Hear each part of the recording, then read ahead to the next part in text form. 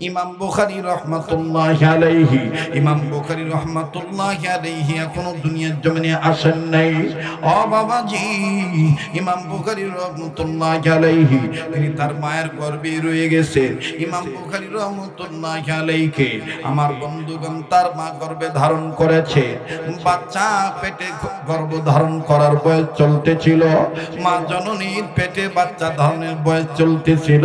মুহাদ্দিসিন কিরামগণ লেখেন 7 মাস কি 7.5 মাস অথবা 8 মাস অথবা 8.5 মাস। ও বাজান, ইমাম বুখারী রাহমাতুল্লাহ আলাইহির মা ইমাম বুখারী রাহমাতুল্লাহ আলাইহিকে গর্ভে নিয়া ইমাম বুখারীর বাবা আর ইমাম বুখারীর মা একই সাথে এক বিছানায় ঘুমাইলে, শয়ন কক্ষে বিছানায় যখন ঘুমাইলেন, ইমাম বুখারীর বাবা ঘুমাইতেছেন, ইমাম বুখারীর মা ঘুমান। রাত্র যখন গভীর হয়ে যায় বন্ধু, ইমাম বুখারী রাহমাতুল্লাহি আলাইহির মা আস্তে করে ঘুম থেকে উঠিয়া স্বামীর যেন ঘুমে ডিস্টার্ব না হয়, নিজে শুধু চোখের পানি ছেড়ে কান্দে আর আল্লাহকে ডাক দিয়ে বলে, মালিক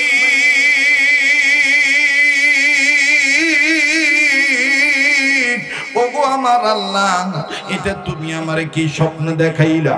আমি বাচ্চা গর্ভে নিয়ে কি স্বপ্নে দেখলাম গো আল্লাহ? আল্লাহ গো, না জানিয়ে স্বপ্নের কারণে, এই খাবের কারণে পেটের বাচ্চার কোনো ক্ষতি হয়ে যায়। ওগো বাড়িওয়ালা মা বোনেরা, ওগো বাবা ভাইরা, বাড়িওয়ালারা, দোকানদারেরা, যে যেখানে আছেন ওখান থেকে কথাগুলি শুনবেন। নাকটার মধ্যে আল্লাহর গ্রাম পাওয়া যাইতেছে, যেদিকে তাকাই সেদিকে শুধু নূর আর নূর দেখতে পাচ্ছি। আমার দিল বলে রে, আজকের মাহফিলে তো আল্লাহ ফিরে দিবে না। এই মাহফিল কবুল হয়ে গেছে, এখানে আমি আপনি গুনাহগার হতে পারি, কে জানি নেককার বান্দা হয়ে বসে আছে। বাবাজি, এই পাগলের সাথে দোয়া করলে ঠকবেন না। এই পাগলের হাত তো কাবা ধরা হাত, প্রতি বছর আল্লাহ কয়েকবার মক্কা মদিনে নিয়ে যায়। আজকের এই মাহফিলটা আসার কারণ হলো ওই মক্কার জমিনে, তায়েফের জমিনে আপনাদের স্নেহের আলাউদ্দিনকে ওয়াদা করে ফেলেছিলাম, আমি যাব বলেছিল হুজুর আপনি গেলে ফায়দা হবে। এলাকার মানুষ অনেকেই বিশ্বাস করবে না, আপনি কে আমরা নিতে পারবো। অবাজান, দিনের খাতিরে উম্মতের উলামায়ে কেরামদের মাহফিলে, মাদ্রাসার উন্নয়নের জন্য এলাকাবাসী সহি নিয়তের বরকতে আল্লাহ রাব্বুল আলামিন আমাকে এনে দিয়েছে। মুহতারাম হাজিরিন, এই পাগলের চেহারার দিকে তাকাইলে ঠকবেন না। প্রতি বছর আল্লাহ রাব্বুল আলামিন হজের মৌসুমে আরাফাতের মাঠে রেখে দেন। আরে বন্ধু, 2014 সাল থেকে শুরু করে 2025 পর্যন্ত শুধুমাত্র করোনা মহামারী যেই বছর এসেছিল, ওই বছরটা সৌদি গভর্নমেন্ট আমার বন্ধুগণ জাতির সুরক্ষার জন্য, দেশবাসীর সুরক্ষার জন্য, রাষ্ট্রের নাগরিকদের সুবিধার্থে আমার বন্ধুগণ অন্যান্য রাষ্ট্রের ভিসা বন্ধ করে দিয়েছিলেন। শুধু এই করোনার বছর যাইতে পারে নাই, ইহা ছাড়া 2014 সাল থেকে 2025 পর্যন্ত আমার বন্ধুগণ আরাফাতের মাঠ মিস হয় নাই। এ বাবাজি, আল্লাহ পাক এমন তকদির বানিয়ে দিয়েছে, আপনাদের দোয়ার বরকতে প্রত্যেকটা বছর গোটা রমজান মাস পবিত্র মক্কা মদিনায় থাকতে হয়। যেই বছর মদিনায় থাকি, আবার সামনের বছর মক্কায় চলে আসে রুটিন। আমার বন্ধুগণ, আবার যেই বছর মক্কায় থাকি, পরের বছর আবার মদিনায় থাকা লাগে। আল্লাহ রাব্বুল আমিন ব্যবস্থা করে দিয়েছেন, যতদিন বেঁচে থাকবো গোটা রমজান মাস মক্কা মদিনায় কাটাবো। এই তো আবার আগামী 21 ফেব্রুয়ারি চলে যাব, আপনাদের জন্য দোয়া করব। কথা দিচ্ছি আপনাদের পক্ষ থেকে রাসূলুল্লাহ রওজা পাকে দ্রুত সালাম পৌঁছে দেব। ও ভাইয়া, কাবা ঘর যখন ধরবো, কাবা ধরে আপনাদের জন্য দোয়া করব। আমি আপনাদেরকে ভুলবো না ইনশাআল্লাহ, আপনারাও আমাকে ভুলবেন না। জীবনের শেষ বয়ান মনে করে বয়ান করছি, আমার দিল বলে আজকের দোয়া কবুল হবে। এ বন্ধু, এই কাবা ধরা হাতের সাথে হাত উঠাইয়া দোয়া করে যাবেন। আমার বন্ধুগণ গভীর মনোযোগী হয়ে শোনা চাই। ইমাম বুখারী রাহমাতুল্লাহ আলাইহির মা কান্দা ডাক দিয়ে বললেন, আল্লাহ কি স্বপ্ন তুমি আমারে দেখাইলা? এই স্বপ্নটা আমি কেন দেখলাম? আমার গর্বে না তুমি সন্তান দিয়ে দিয়েছ আমার স্বামীর মাধ্যমে। না জানি এই স্বপ্নের কারণে আমার বাচ্চার ক্ষতি হয়ে যায়। ইমাম বুখারীর মায়ের কান্নার আওয়াজে, স্ত্রীর কান্নার আওয়াজে আমার বন্ধুগণ ইমাম বুখারীর বাবার ঘুম ভেঙে গেল। ইমাম বুখারী রাহমাতুল্লাহ আলাইহি বাবা ঘুম থেকে উঠিয়া রাগ না হইয়া আদ্রভাবে বিবির কাঁধে হাত দিয়া ডাক দিয়ে বলে, বিবি রে তুমি কেন কান্দো? কান্নার কারণ আমারে বলো। এ বিবি কি হয়েছে, তোমার কষ্ট হচ্ছে নাকি? আমার জানা মতে সন্তান গর্ভধারণের বয়স যখন 7 মাস 8 মাস হয়ে যায়, ছেলে হোক মেয়ে হোক, পেটের ভিতরে বাচ্চারা নড়াচড়া করে, বাচ্চারা হাঁটু দিয়া গুঁতো মারে, হাত দিয়া বাহু দিয়া আঘাত করে, ওই সময় মাদের কষ্ট হয়ে যায়। বিবির এরকম কোনো ঘটনা নাকি? বিবি বললেন, স্বামী গো না, এই ধরনের কোনো ঘটনা না। তাইলে তুমি কেন কান্দো, তুমি আমারে বলো। ডাক দিয়ে বললেন, স্বামী গো আমি গর্ভে সন্তান নিয়া আজ রাত্রে এমন একটা স্বপ্ন দেখেছি, এই স্বপ্নটা কোনোদিন আমার জীবদ্দশায় দেখি নেই। ও স্বামী, না জানি স্বপ্নের কারণে বাচ্চার কোনো ক্ষতি হয়ে যায়। স্বামী আপনি জানেন এই বাচ্চাটা গর্ভে আসার পর থেকে আমি রোজা রাখি, আমি নফল ইবাদত করি। স্বামী গো এই বাচ্চাটার জন্য আমি বিভিন্ন নিয়ত করেছি, সন্তানটাকে আমি কোরআন সুন্নাহর হামিল বানাবো। আগে বলেছি কেউ যদি চলে যায়, চলে যেতে দিবেন বন্ধু, কারো যাওয়া দেখে কেউ যাবেন না। মুহতারাম হাজিরিন, ইমাম বুখারীর মা ডাক দিয়ে বলতেছেন, স্বামী গো আমি এমন একটা স্বপ্ন দেখেছি, আমার বড় ভয় হয়, না জানি বাচ্চার কোনো ক্ষতি হয়ে যায়। ইমাম বুখারীর বাবা ডাক দিয়ে বলতেছেন, বিবি রে কি স্বপ্ন দেখেছ? ইমাম বুখারীর মা ডাক দিয়ে কয়, স্বামী আমার, আমি স্বপ্নে দেখতে পাইলাম আমার গর্ভের পেটে যে বাচ্চা আছে, আমার এই গর্ভের পেটটা উঁচু হতে হতে এমন উঁচু হয়ে গিয়েছে, গর্ভের পেটের উপরের অংশটা এত উঁচু হয়ে গিয়েছে আমি নিজেই হাত দিয়ে ধরে রাখতে পারতেছি না, এত বেসামাল আকারে উঁচু হয়ে গেছে। স্বামী এই গর্ভের পেট উঁচু হওয়ার কারণ কি? এটা কেন আমি স্বপ্নে দেখলাম? ইমাম বুখারীর বাবা ডাক দিয়ে বললেন, বিবি রে যদিও আমি একজন যোগ্য আলেমের ছাত্র, উম্মতের উলামায়ে কেরামগণ আছেন, জিজ্ঞাসা করে দেখবেন। ইমাম বুখারীর বাবার উস্তাদের নাম ছিল আব্দুল্লাহ বিন মুবারক রাহমাতুল্লাহ আলাইহি। ইমাম বুখারীর বাবা ডাক দিয়ে বললেন, বিবি রে হ্যাঁ বিবি, আমি আমার উস্তাদের কাছ থেকে ইলম গ্রহণ করেছি, আমার উস্তাদের মুখ থেকে শুনেছি আদম সন্তান যত রকমের স্বপ্ন দেখুক, এই আদম সন্তানদের স্বপ্ন হয় 3 প্রকার। আল্লামা ইবনে শিরিন রাহমাতুল্লাহ আলাইহি তিনি তার স্বপ্নের তাবিরের কিতাবের মধ্যে লিখে দিয়েছেন, আদম সন্তান স্বপ্ন দেখে 3 প্রকার। বুঝে থাকলে বলেন না কয় প্রকার? والعاقبة للمتقين والصلاة والسلام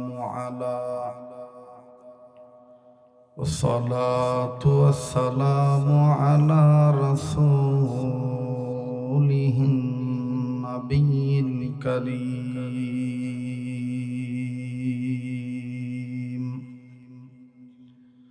أما بعد، أعوذ بالله من الشيطان الرجيم.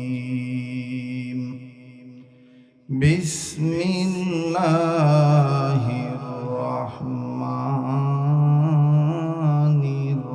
الرحيم. وإنه لذكر لك ولقومك وسوف تسألون. وقال رسول الله صلى الله عليه وسلم خيركم من تعلم القرآن وعلمه أو كما قال عليه الصلاة والسلام গাছে যাদের ভিনদেশি হাওয়া লাগিয়াছে সম্প্রীতি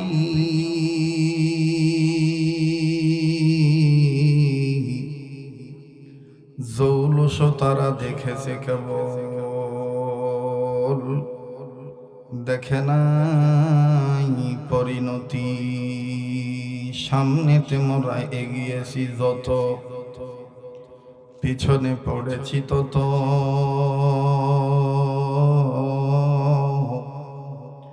সংখ্যাতে শুধু বাড়িয়ে চলেছি গরু ছাগলের মতো মৃত্যুরে বরণ করে গাইল যারা জীবনের জয়গান দিনের খাতিরে জন্মকাতরে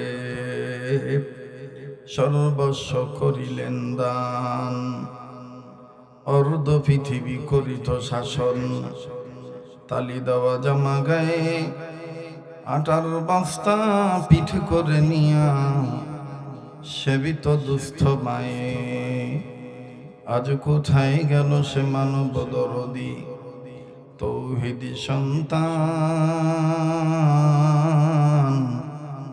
কোথা গেল সেই সোনার মানুষ কোথা সেই মুসলমান আয় বেরাদার হেফজে কুরআন গোশেদার যায় শাদি নিস্তে দুনিয়া হোশেদার খানদানে কুরআন বাদ জিক্রে লিসান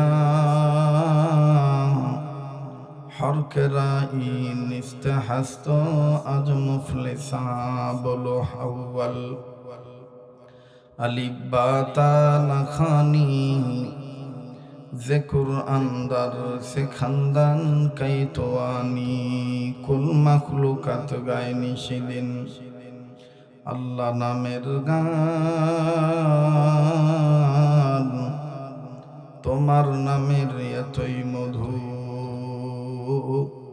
ওগো মেহেরবান লতা গাছে কে দিল রে এত বড় কদু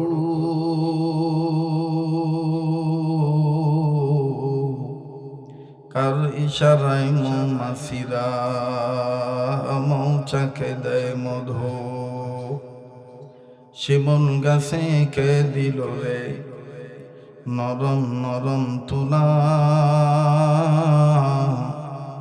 কার ইশারায় চৈত্র মাসে জমিন মাঝে ধুলা আম গাছে আমকে দিল গো লিচুর গাছে লিচু আপন রবের চিন্তা করে মানুষ মাথা রাখো নিচু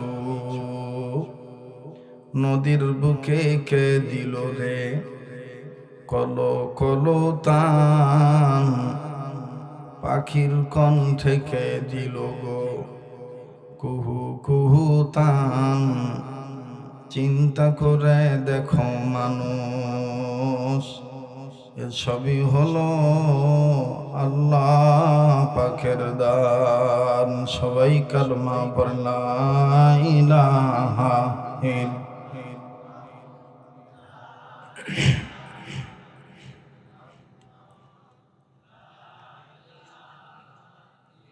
আলহামদুলিল্লাহি রাব্বিল আলামিন। ভাই সকল, লা ইলাহা ইল্লাল্লাহর আওয়াজের সাথে কারো কোনো দুশমনী আছে? তো যারা বসেছেন দাঁড়িয়ে আছেন সবাই ঝংকার দিয়ে কালেমা পড়েন লা ইলাহা ইল্লাল্লাহ, জোরে জোরে লা ইলাহা ইল্লাল্লাহ, লা ইলাহা, জবান খোলেন লা ইলাহা ইল্লাল্লাহ, লা ইলাহা।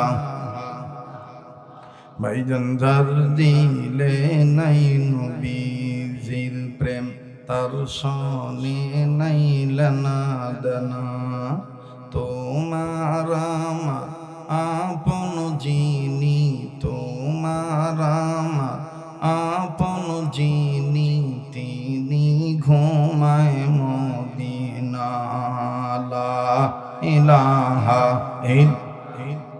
জোরে লা ইলাহা বাইগো বহু দূরে মদিনা আমরা কেমনে যাব জানি না দয়া করো দয়ার আল্লাহ পুরাও মনের বাসনা লা ইলাহা জোরে লা ইলাহা ইল্লাল্লাহ লা ইলাহা বাইগো রিক্সা চলে না চালক সারা নৌকা চলে না মাঝি সারা বলুন রিক্সা চলে না চালক সারা নৌকা চলে না মাঝি সারা দুনিয়া চলে না আল্লাহ ছাড়া জোরে দুনিয়া চলে না ছাড়া মুমিন চলে না ইমান সারা লা ইলাহা ইল্লাল্লাহ লা ইলাহা ইল্লাল্লাহু ইল্লাল্লাহ ইল্লাল্লাহু ইল্লাল্লাহ লা ইলাহা ইল্লাল্লাহ লা ইলাহা মুহাম্মদ লা ইলাহা ইল্লাল্লাহ লা ইলাহা লা ইলাহা ইল্লাল্লাহ মুহাম্মাদুর রাসূলুল্লাহ সাল্লাল্লাহু আলাইহি ওয়াসাল্লাম লা ইলাহা ইল্লাল্লাহ ওয়াহদাহু লা শারীকা লাহু লাহুল মুলকু ওয়া লাহুল হামদু ওয়া হুয়া আলা কুল্লি শাইইন কাদির سبحانك لا علم لنا إلا ما علمتنا إنك أنت العليم الحكيم ربنا تقبل منا إنك أنت السميع العليم أستغفر الله أستغفر الله أستغفر الله إن الله غفور رحيم মৌলভী ধানাইর সাইদুর রহমান নুরানি হাফিজিয়া এতিমখানা মাদ্রাসা ও গ্রামবাসীর উদ্যোগে ষষ্ঠ বার্ষিক তাফসিরুল কোরআন ওয়াজ ও দোয়ার মাহফিলের অত্যন্ত পরম শ্রদ্ধেয় মান্যবর সম্মানিত সভাপতি জনাব হাফেজ মাওলানা কুতুবুদ্দিন সাহেব জামাত বরকতুল আলিয়া, মাহফিল পরিচালনায় যিনি আছেন হাফেজ মাওলানা শরীফুল ইসলাম সাহেব, মুফতি ইয়াসিন আরাফাত ভাই, আজকের মাহফিলের মান্যবর প্রধান অতিথি জনাব শরীফ রাসেল ইকবাল ভাই এবং আজকের মাহফিলের দাওয়াতি মেহমান হযরত উলামায়ে ইকরাম যিনারা এখানে কথা বলেছেন, হাফেজ মাওলানা মুফতি ইমরান উদ্দিন সিরাজি সাহেব, আরো মূল্যবান তাকরীর নসিহত পেশ করেছেন হাফেজ মাওলানা মুফতি শাহজালাল মাদারীপুরী সাহেব সহ উপস্থিত আছেন আইম্মায়ে মাসাজিদগণ, আইম্মায়ে মাদারিসগণ, আমার সেরে তাজ, মাথার মুকুট, বাংলার জিন্দা শাহজালাল, কোরআন সুন্নাহর জিন্দা সৈনিক, ইমান ইমারতের অতন্ত্র প্রহরী হযরত উলামায়ে ইকরামগণ, দূর দূরান্ত থেকে আগত সর্বস্তরের সম্মানিত সুধী, দিনদার, ইমানদার, পরহেজগার, বাবার বয়সী মুরব্বীরা, পর্দার অন্তরালে পরম শ্রদ্ধেয়া পর্দানিসীন আমার মা ও বোনেরা, স্কুল, কলেজ, ভার্সিটি, মাদ্রাসায় অধ্যয়নরত আমার কলিজার টুকরা হৃদয়ের স্পন্দন ইয়ং জেনারেশন যুবক বন্ধু ও ছাত্র ভাইরা, কচিকাচা সোনার মানিকেরা, আশিকিন, জাকিরিন, মুহিব্বিন, সালিকিন, মুজাহিদ বাবারা, ভাইরা, আল্লাহ জাল্লা শানুহুর দরবারে লাখো কোটি শুকরিয়া আদায় করি যে মহান আল্লাহ আমাকে আপনাকে উম্মতের ওলামায়ে কেরামদের মজমায় বেহেশতের বাগানে দ্বীনি জলসায় কোরআনের মজমায় নেক কাজে যে আল্লাহ আসার বসার শরীক করে দিলেন, নেক কাজ করার সুযোগ করে দিলেন যে আল্লাহ, সে মহান মালিকের দরবারে জবান খুলে গোলামের পরিচয় দিয়ে শুকরিয়া আদায় করি, বলি আলহামদুলিল্লাহ। আল্লাহ পাক বলেন, লা ইন শাকারতুম লা আযীদান্নাকুম, যারা আমার নিয়ামত পেয়ে নিয়ামতের শুকরিয়া আদায় করবে আমি আল্লাহ তাদের নিয়ামতকে বাড়িয়ে দেব। নবী করিম সাল্লাল্লাহু আলাইহি ওয়াসাল্লাম বলেন, আমার কোনো উম্মতের নর-নারীগণ যদি হালাল খানা খাদ্য খাওয়ার পরে একবার আলহামদুলিল্লাহ পাঠ করে, মহান আল্লাহ খুশি হয়ে আলহামদুলিল্লাহ বলনেওয়ালার মুমিন মুমিনাতের মুসলিম মুসলিমাতের জীবনের সমস্ত সগীরা গুনাহগুলি মাফ করে দেন। হাকিম উল উম্মত মুজাদ্দিদুল মিল্লাত মাওলানা আশরাফ আলী থানভী রাহমাতুল্লাহ আলাইহি সহ বুজুর্গানে দিনগণ, উলামায়ে কেরামগণ, মুফাসসিরিনে কেরামগণ, মুহাদ্দিসিনে কেরামগণ একমত হয়ে বলেন, খানা খাওয়ার শেষে যে একটি দোয়া আছে, কোনো বান্দা বান্দি যদি হালাল খানা খাদ্য খাওয়ার পরে খানা খাওয়ার শেষে এ দোয়াটা পাঠ করে নিয়মিতভাবে, আলহামদুলিল্লাহিল্লাযী আত'আমানি ওয়া সাকানি ওয়া জাআলানি মিনাল মুসলিমিন, লেখকগণ লেখেন এই দোয়া পাঠ করার বরকতে যেদিন এ বান্দা বান্দি মারা যাবে, মওতের সময় আল্লাহ তাআলা ঈমান নসিব করে দিবে। হাকিমুল ইসলাম কারি তৈয়ব সাহেব রহমতুল্লাহি আলাইহি বলেন, আল্লাহ পাক যে বান্দাদেরকে আলহামদুলিল্লাহ বলার তৌফিক দিয়ে থাকেন, এই বান্দাদের উচিত বেশি বেশি করে আলহামদুলিল্লাহ বলা। কাজেই যে আল্লাহ আমাকে আপনাকে আলহামদুলিল্লাহ বলার তৌফিক দিয়েছেন, আমি আপনি আলহামদুলিল্লাহ বলতে পারছি, এজন্য জবান খুলে উচ্চ আওয়াজে আবারও পড়ি আলহামদুলিল্লাহ। এবার সেই নবীর পক্ষে দরুদ ও সালাম পাঠ করি, যেই নবী নবীদের নবী, যিনি হলেন কুল কায়নাতের নবী, আমার আপনার নবী, বিশ্ব নবী, যিনি করুণার ছবি, যিনি ছিলেন নবীদের সর্দার, পয়গম্বরের মধ্যে যিনি শ্রেষ্ঠ পয়গম্বর, যিনি সাইয়্যিদুল খালাক কুতুবুল বাশার, যিনি ডাক্তারদের ডাক্তার, যিনি মাস্টারদের মাস্টার, যিনি নাজাতের রাহবার, কিয়ামতের ময়দানে যিনি হয়ে যাবেন আমার আপনার জন্য শাফায়াতের জামিনদার, আল্লাহ পাক যাকে মালিক বানিয়ে দিলেন হাউজে কাউসার, যিনি বিশ্ব নবী, যিনি সৃষ্টির মূল, হাবিব রাসূল, মদিনার বুলবুল, মক্কার দুলাল, যিনি মদিনাওয়ালা, মক্কাওয়ালা, কামলিওয়ালা, যিনি সৈনিকদের মধ্যে ছিলেন শ্রেষ্ঠ সৈনিক, দার্শনিকদের মধ্যে শ্রেষ্ঠ দার্শনিক, যিনি বৈজ্ঞানিকের মধ্যে শ্রেষ্ঠ বৈজ্ঞানিক, আল্লাহ পাক যাকে বানিয়ে দিলেন আমার আপনার জন্য করুণার প্রতীক, রব যার উপরে নাজিল করে দিলেন আলোকোজ্জ্বল স্পষ্ট প্রদীপ, যিনি হলেন বিশ্ব সভার সভাপতি, যিনি ছিলেন দলের দলপতি, যিনি ছিলেন সেনার সেনাপতি, যিনি ছিলেন মদিনার রাষ্ট্রপতি। আসুন সেই বিশ্ব নবীর পক্ষে আশিক রাসূল হয়ে বাংলার এই প্রান্ত থেকে মদিনার পবিত্র রওজা পাকে দুরুদ ও সালাম পৌঁছানোর লক্ষ্যে প্রেম, ভক্তি, শ্রদ্ধা, ভালোবাসা সহকারে বরকতের নিয়তে গুনাহ মাফের আশায়, নূরানি হওয়ার আশায় জবান খুলে সকলেই পড়ি সাল্লাল্লাহু আলাইহি ওয়াসাল্লাম। ভাইজান সবাই আর একবার বরকতের নিয়তে বলি সাল্লাল্লাহু আলাইহি ওয়াসাল্লাম।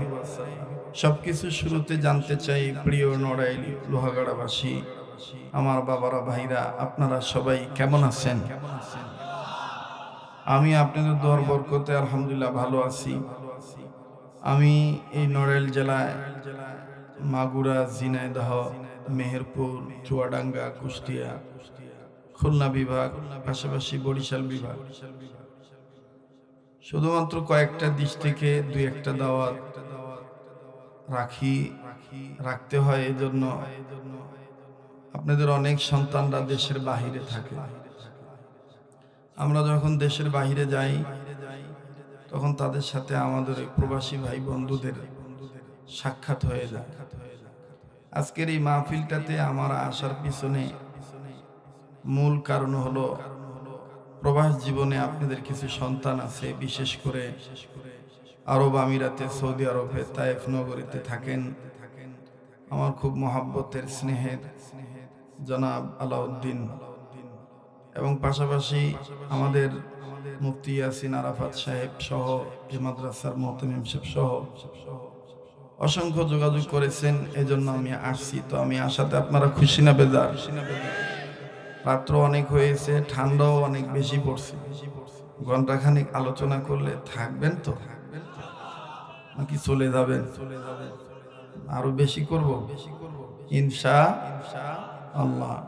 তো কষ্ট যদি না হয়, অ্যাটেনশন ঠিক করার জন্য একটু দুই হাত উপরের দিকে তুলেন তো বাবা, টান টান করে ধরেন, মোট করে ধরেন, ছাড়েন, ধরেন, ছাড়েন, ধরেন, ছাড়েন। বেহেশতের বাগান সাজানোর নিয়ত করে আঙ্গুলগুলো ফুলের মতন ছড়ান। যে এবার অ্যাটেনশন ঠিক করার জন্য, ঘুম ভাঙানোর জন্য একটু ডান বাম নাড়াচাড়া দেন তো। জোরে নাড়েন, জোরে নাড়েন। আর মুজাহিদের মতন আওয়াজ দিয়ে বলেন তো আল্লাহু আকবার। হয় না? আবার বলেন আল্লাহু আকবার। আর একবার বলেন আল্লাহু আকবার। কষ্ট দিলাম, বেজার হইলেন? আমার বন্ধুগণ, আজকে আমি যে বিষয়ের উপর আলোচনা করব সেই বিষয়টা হলো পৃথিবীতে সবচেয়ে সম্মানের কিতাবের নাম হলো কোরআনুল কারীম। বলেন, সবচেয়ে সম্মানের কিতাবের নাম কি? এতগুলো মানুষ এত আস্তে কথা বলতেছেন, কোনো ভয় পাইতেছেন? সবচেয়ে সম্মানের কিতাবের নাম কি? আবার বলেন, কোরআনুল কারীম। কালামুল্লাহ, কিতাবুল্লাহ, কোরআনুল মাজিদ। এই কিতাব কার? এই পৃথিবীতে অনেক ধর্মগ্রন্থ আছে এবং অনেক ধর্ম আছে, যেমন সনাতন ধর্ম, তারপরে বৌদ্ধ ধর্ম, খ্রিস্ট ধর্ম, আতাল, সাতাল, অনেক ধর্ম আছে এবং তাদের ধর্মগ্রন্থ আছে। যেমন হিন্দুদের সনাতন ধর্ম অবলম্বী যারা, তাদের কিতাবের নাম হলো বেদ। বেদের মধ্যে আবার শাখা প্রশাখা আছে, যেমন সামবেদ, অথর্ববেদ, যজুর্বেদ, ঋগ্বেদ, সমগ্র বেদ, রামায়ণ, মহাভারত। বৌদ্ধদেরও কিতাব আছে। বৌদ্ধদের কিতাবের নাম হলো ত্রিপিটক।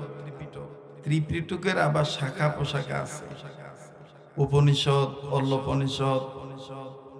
এরপর খ্রিস্ট ধর্মেরও কিতাব আছে, বাইবেল। বাইবেলেরও কিছু শাখা প্রশাখা আছে। এরকম যত কিতাবই থাক, সব কিতাবের চাইতে সবচাইতে দামি কিতাবের নাম হলো আল কোরআন। বলেন কি? আল কোরআন। এই পৃথিবীতে সব ধর্মগ্রন্থ একটি রাষ্ট্রে, একটি ঘরে, সেলফে সেলফে তাকে তাকে সাজানো আছে। যে রাষ্ট্রটার নাম আমরা অনেকেই শুনি, অনেকেই জানি, লন্ডন বলা হয়। সংক্ষেপে অনেকে আবার একটু সুন্দর করে বলে ইংল্যান্ড। আপনারা কি আমার কথা বুঝতেছেন? ভাষা কি বোঝা যায়? এই ইংল্যান্ডের জমিনে পৃথিবী বিশ্ববিখ্যাত, গোটা পৃথিবীতে যত জাদুঘর আছে সবচাইতে বড় জাদুঘর লন্ডনে অবস্থিত। এই জাদুঘরটার নাম হলো ব্রিটিশ মিউজিয়াম। বলেন কি নাম? British museum. মিউজিয়াম মানে জাদুঘর, আর ব্রিটিশ, এটা ব্রিটিশদের তৈরিকৃত জাদুঘর। গোটা পৃথিবীর মধ্যে সবচেয়ে বড় জাদুঘর ব্রিটিশ মিউজিয়াম, লন্ডনে অবস্থিত। লন্ডন খ্রিস্টানদের দেশ। কোনো ব্যক্তি যদি পৃথিবীর কোনো রাষ্ট্র থেকে লন্ডনে যে এই ধরনের কিউরিসিটি, টেন্ডেন্সি, ফিলিংস, উৎসাহ, উদ্দীপনা, আশা, আকাঙ্ক্ষা জাগ্রত করে যে আমি গীতা ধরবো, মহাভারত ধরবো, রামায়ণ ধরবো, ত্রিপিটক ধরবো, বাইবেল ধরবো, বিজ্ঞানিকা ধরবো, জেন্দাবেস্তা ধরবো, মনুশ্রুতি ধরবো, মনসংহতি ধরবো, ওল্ড টেস্টামেন্ট ধরবো, নিউ টেস্টামেন্ট পড়বো, উপনিষদ পড়বো, অল্লোপনিষদ পড়বো, তাওরীদ ধরবো, জব্বুর ধরবো, ইনজিল ধরবো। সে ধরতে পারবে, তার কোনো ধর্ম বর্ণ লাগবে না। তার ওযু থাকলেও সে ধরতে পারবে, ওযু না থাকলেও সে এই অন্যান্য ধর্ম গ্রন্থগুলি সে ধরতে পারবে। কিন্তু কোনো মানুষ যদি খ্রিস্টানদের দেশে লন্ডনে যে ব্রিটিশ মিউজিয়াম জাদুঘরে ঢুকে বিনা ওযুতে আমার আপনার আত্মা, আমার আপনার সংবিধান, আমার আপনার guide book, complete code of life, মোকাম্মাল নিজামে হায়াত, পরিপূর্ণ জীবন ব্যবস্থা, এই কোরআনুল কারীমকে যদি কেউ বিনা ওযুতে ধরতে যায়, তাহলে এখনো খ্রিস্টানদের দেশে ব্রিটিশ মিউজিয়াম জাদুঘরের কম্পিউটার স্ক্রিনের উপরে ইংরেজিতে লাল অক্ষরে লেখা উঠে যায়, প্লিজ ডোন্ট টাচ মি, অনুগ্রহপূর্বক আমাকে বিনা ওযুতে ছোঁবেন না, ধরবেন না। সুবহানাল্লাহ বললেন না?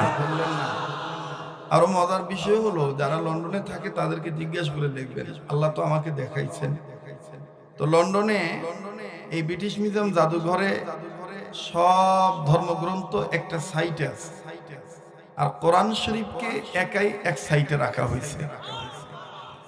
এবং আরো সবচেয়ে মজাদার বিষয় হলো, আকর্ষণীয় বিষয় হলো, পিস অফ মাইন্ড, আত্মপ্রশান্তির বিষয় হলো যে কোরআন শরীফ যে সাইটে রাখা আছে, কোরআন শরীফ যে তাকে রাখা আছে, পৃথিবীর অত্যাধুনিক সবচেয়ে দামি গ্লাস দিয়ে বাঁধানো, এবং এই কোরআনের চতুর্পাশে হীরা, মণি, মুক্তা, কাঞ্চন, জহরত, রৌপ্য, স্বর্ণ সব আছে। কিন্তু অন্যান্য ধর্মগ্রন্থের কাছে এগুলো নাই। তো কোনো মানুষ যদি বিনা ওযুতে এই কোরআন শরীফ ধরতে যায়, তাহলে সিগন্যাল বাতি জ্বলে ওঠে, লাল বাতি জ্বলে ওঠে। আমার ভাইরা, আমার বন্ধুগণ, যদি সে খেয়াল না করে আবারও যদি দ্বিতীয়বার ধরতে যায়, তা আবারও উঠে, আবারও যদি ধরতে যায় তাহলে আবারও লেখা ওঠে। কিন্তু চতুর্থবার যদি গোরামি করে, একঘেয়ামি করে, গাউজোয়ারি করে যদি সে আবারও কোরআন বিনা ওযুতে ধরতে যায়, তখন আর লেখা ওঠে না, তখন অটোমেটিক পিছনে পুলিশ এসে দাঁড়ায় থাকে, তাকে গ্রেফতার করার জন্য। তো সে জিজ্ঞেস করে যে আমার অপরাধ কি? তখন পিছন থেকে বলে যে এই ধর্মগ্রন্থের সংবিধানে যে বিধান আছে, এই বিধান তুমি লঙ্ঘন করছো। এই সংবিধান হলো, এই কোরআনের সংবিধান হলো লা ইয়ামাসসুহু ইল্লাল মুতাহহারুন, তাহারাত ছাড়া, পবিত্রতা ছাড়া এই কোরআন ধরা যাবে না। তুমি এটা অমান্য করছো, এই জন্য মানো নাই, তোমার বিরুদ্ধে ওয়ারেন্ট হয়ে গেছে। তখন সে বলে যে আমি যে বিনা ওযুতে আসি, বুঝলেন কেমনে?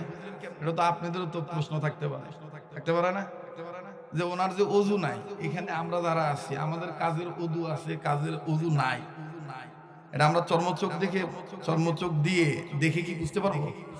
বলেন বুঝতে পারবো? শোনেন আমার ভাইরা, আমার বন্ধুগণ, ওই লন্ডনের জাদুঘরে, ব্রিটিশ মিউজিয়াম জাদুঘরের ভিতরে কোরআন যে রুমটাতে রাখা, এই রুমের প্রবেশ দ্বারে অর্থাৎ প্রবেশ পথে মাটির নিচে খ্রিস্টানরা এমন কিছু মেশিন বসায় রাখছে যে আপনি ওযু ছাড়া যখন ঢুকবেন, কারণ ওযু করলে মানুষের শরীরের শারীরিক তাপমাত্রা একরকম থাকে, আর ওযু না করলে মানুষের শারীরিক তাপমাত্রা আরেক রকম থাকে। কি কথা বলেন? তো যখন এই বিনা ওযুতে সে চলে যায়, তখন তার ওই রক্তের বিষয়টা ওই মেশিনে ধরা পড়ে, তখন বুঝায় দেয় যে এটা ক্রিমিনাল, এটার ওযু নাই। সুবহানাল্লাহ বলবেন না? আমার বন্ধুগণ, তাহলে কোরআন সবচেয়ে দামের কিতাব কে করে দিয়েছেন? সেই কোরআনের শিক্ষাগার, সেই কোরআনের ট্রেনিং সেন্টার, সেই কোরআনের প্রশিক্ষণালয়, সেই কোরআন শিক্ষা দীক্ষার ঘর হলো এই মৌলভী ধানাইর সৈয়দুর রহমান নুরানী হাফিজিয়া মাদ্রাসা। কথা বলেন ঠিক কিনা? শরীয়তের পরিভাষায় উম্মতের ওলামায়ে কেরামগণ বলেন, প্রত্যেকটা রাষ্ট্রে যেমন ক্যাম্প আছে, সেনাবাহিনীর ক্যাম্প আছে, আছে না? কথা বলেন আছে না? আছে। এই ক্যাম্প যদি ঠিক থাকে, ক্যান্টনমেন্ট যদি ঠিক থাকে, তাহলে ওই রাষ্ট্র ঠিক থাকে। আর ক্যান্টনমেন্ট এই জন্য দেওয়া হয় যাতে বহিরাগত কোনো আক্রমণ, কোনো ষড়যন্ত্র না আসে। ব্রিগেডিয়ার জেনারেল অফিসাররা চৌকান্নতার সাথে তারা তাদের দায়িত্ব পালন করে। মুসলিম উম্মতের ওলামা একরামগণ বলেন, প্রত্যেকটা মুসলিম রাষ্ট্রে ছোট বড় যত মাদ্রাসা আছে, মক্তব আছে, আলিয়া হোক, কওমিয়া হোক, হেফজখানা হোক, নুরানি মাদ্রাসা হোক, প্রত্যেকটা মাদ্রাসা প্রত্যেকটা মুসলিম এরিয়ার জন্য এক একটা ইসলামিক দুর্গ, ইসলামিক ক্যান্টনমেন্ট। আর এই ক্যান্টনমেন্টের ব্রিগেডিয়ার জেনারেল অফিসার হলো ওলামা ইকরামগণ। ওই ক্যান্টনমেন্টের অফিসাররা সচেতন থাকলে কোনো আক্রমণ আসতে পারে না। আর এই সমস্ত ইসলামিক ক্যান্টনমেন্টের অফিসাররা, ওলামা ইকরামরা সচেতন থাকলে, সৈনিকেরা ঠিক থাকলে, বহিরাগত কোনো বাতিল ফেরকার কোনো আক্রমণ, অজগবি কোনো কথাবার্তা, আউল বাউলের কোনো কর্মকাণ্ড, কোনো খেলোয়াড়ের খেল তামাশা, আমার বন্ধুগণ কোনো রাম বাম চ্যাটার্জিদের কোনো মন্ত্র তন্ত্র যন্ত্র কোনো কিছু কুলাইতে পারবে না এই অফিসাররা এই মাদ্রাসাগুলি যদি ঠিক রাখে। কথা বলেন ঠিক কিনা? রাগ করতেছেন? বেজার হচ্ছেন?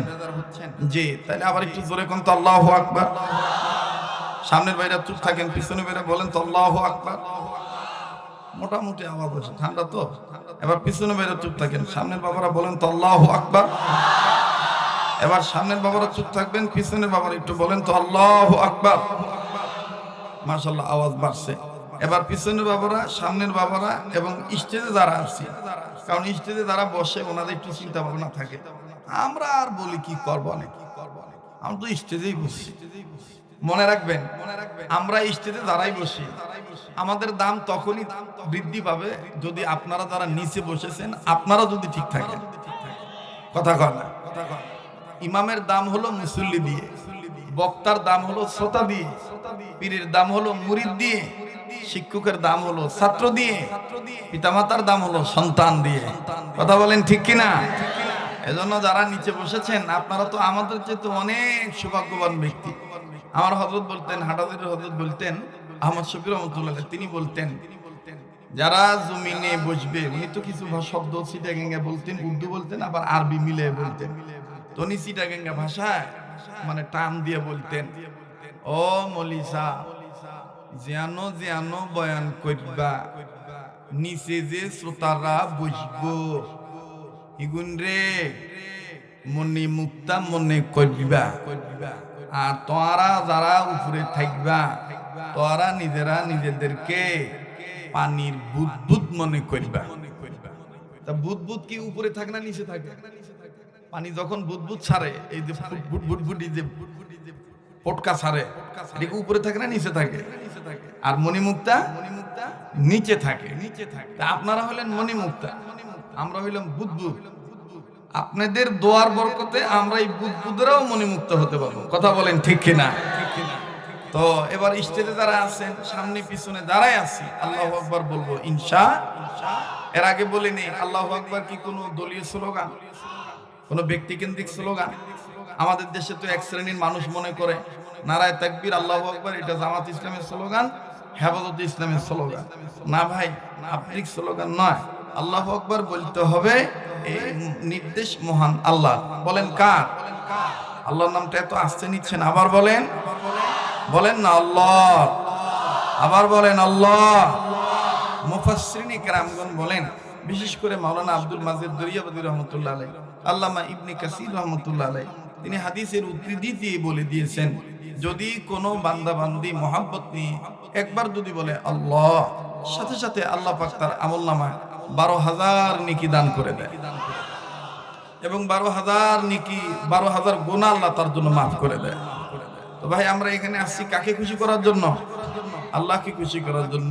আল্লাহু আকবার বলতে হবে, নির্দেশ কার? কোরআনের দলিল আছে না নাই? ইয়া আইয়ুহাল মুদাথথির কুম ফাআনযির ওয়া রাব্বাকা ফাকাব্বির। ইয়া আইয়ুহাল মুদাথথির কুম ফাআনযির ওয়া রাব্বাকা ফাকাব্বির। আল্লাহ তার নবীকে কখনো আদর করে ডেকে বলেছেন কম্বলওয়ালা, কখনো বলেছেন চাদরওয়ালা। আল্লাহ বলেছেন ও চাদরওয়ালা আপনি দাঁড়ান, আপনার রবের তাকবীর দেন, আল্লাহু আকবার বলেন। তো আল্লাহ যেখানে তার নবীকে তাকবীর দিতে বলেছেন, এখানে আমাদের তাকবীর দিতে কোনো আপত্তি আছে? এর আগে আর একটু বলে নেন তো দেখি, আল্লাহু আকবার বলা মানে কার নামের জিকির করা? আপনারা সবাই কথা বলবেন, আপনারা আমার চেয়ে জ্ঞানী মানুষ, বলেন কার নামের জিকির করা?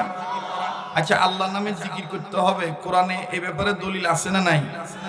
ফাযকুরুনি আযকুরকুম ইয়া আইয়ুহাল্লাযীনা আমানু যকুরুল্লাহা যিকরান কাসীরান ওয়াসাব্বিহুহু বুকরাতান ওয়া আসীলা। কার কথা? আল্লাহর কথা। আমার বন্ধুগণ, কিন্তু সমস্যা হলো এই জিকির নিয়েও ভেজাল হয়, এই জিকির নিয়েও ভেজাল হয়। প্রকৃতপক্ষে জিকির কারা? খালি জাকের নাম থাকলে জিকিরকারী হয় না। জিকিরকারী কারা আল্লাহ সেটাও বলে দিয়েছেন। الذين يذكرون الله قياما وقعودا وعلى جنوبهم ويتفكرون في خلق السماوات والأرض। এ কথা কার? আল্লাহ বলেন নবী হে, জিকিরকারী তো তারাই যারা চলনে ফিরনে উঠনে বসনে নির্বাচনে ভোটাভুটিতে ইলেকশনে সিলেকশনে ক্যানভাসারে সব সময় দাঁড়ায়া বসিয়া শুইয়া এবং আমার সৃষ্টি নিয়ে গবেষণা করে, এরাই তো প্রকৃতপক্ষে জিকিরকারী। সুবহানাল্লাহ বলেন। এটা কে বলেছেন?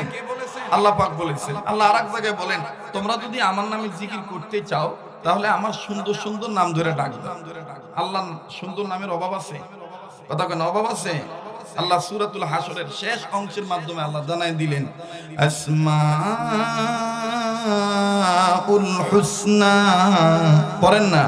আসমাউল হুসনা হুয়াল্লাহুল্লাযী লা ইলাহা ইল্লা হু আলিমুল গায়বি ওয়াশ শাহাদাতি হুয়ার রাহমানুর রহিম।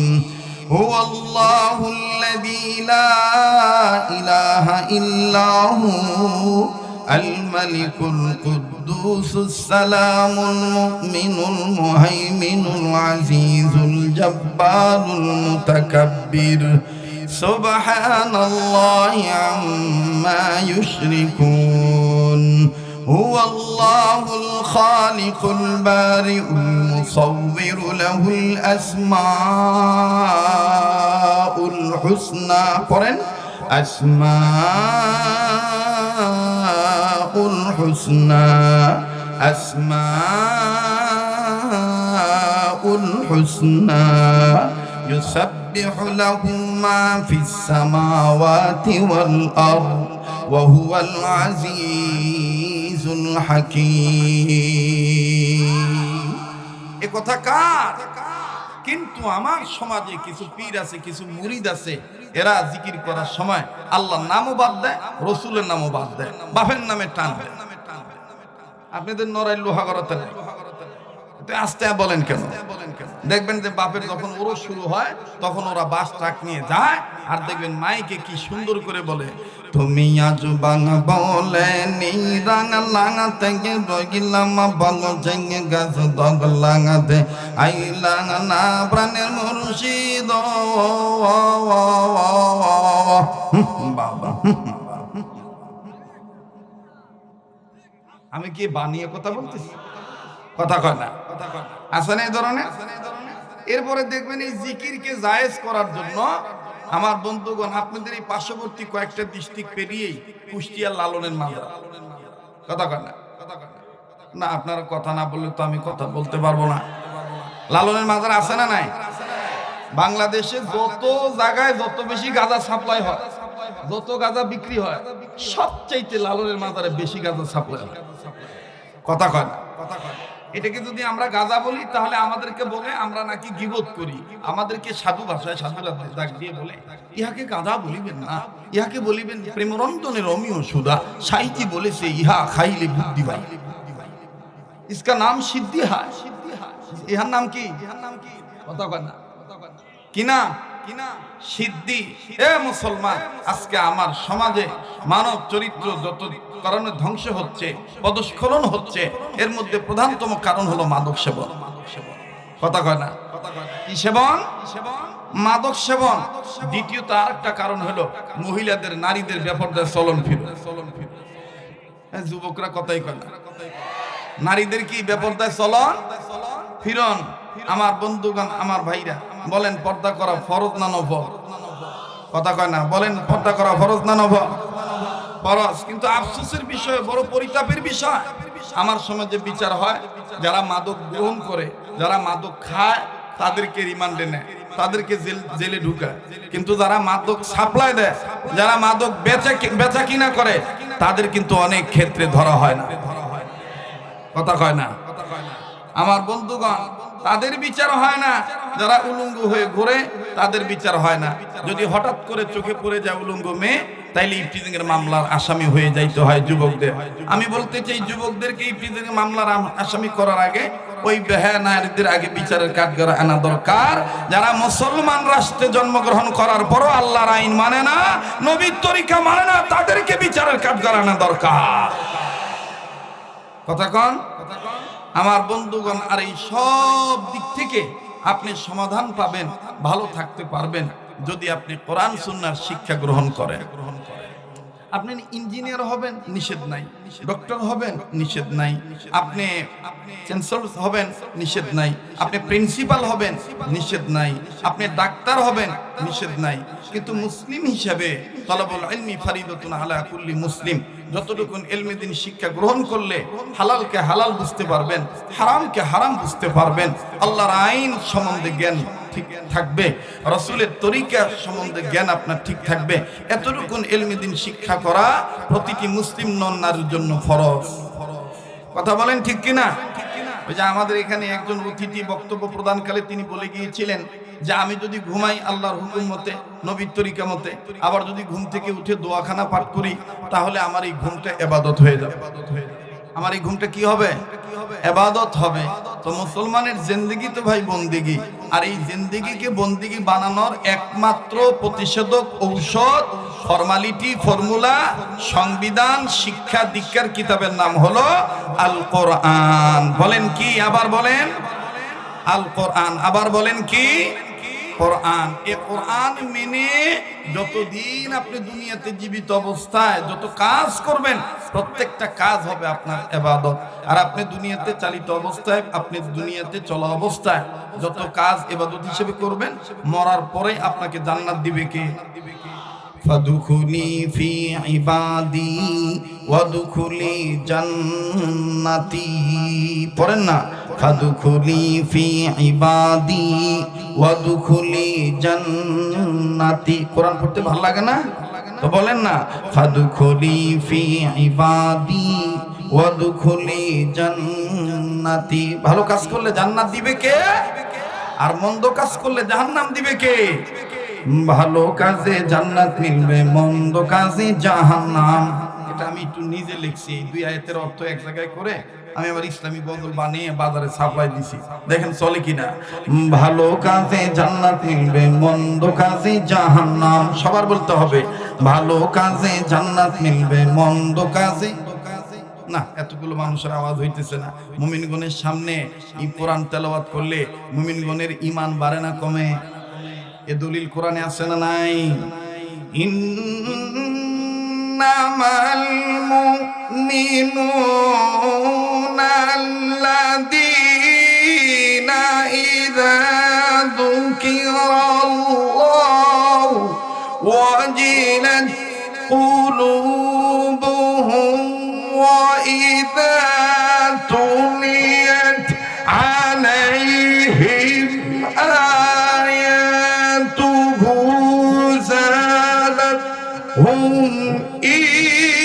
ঈমানা।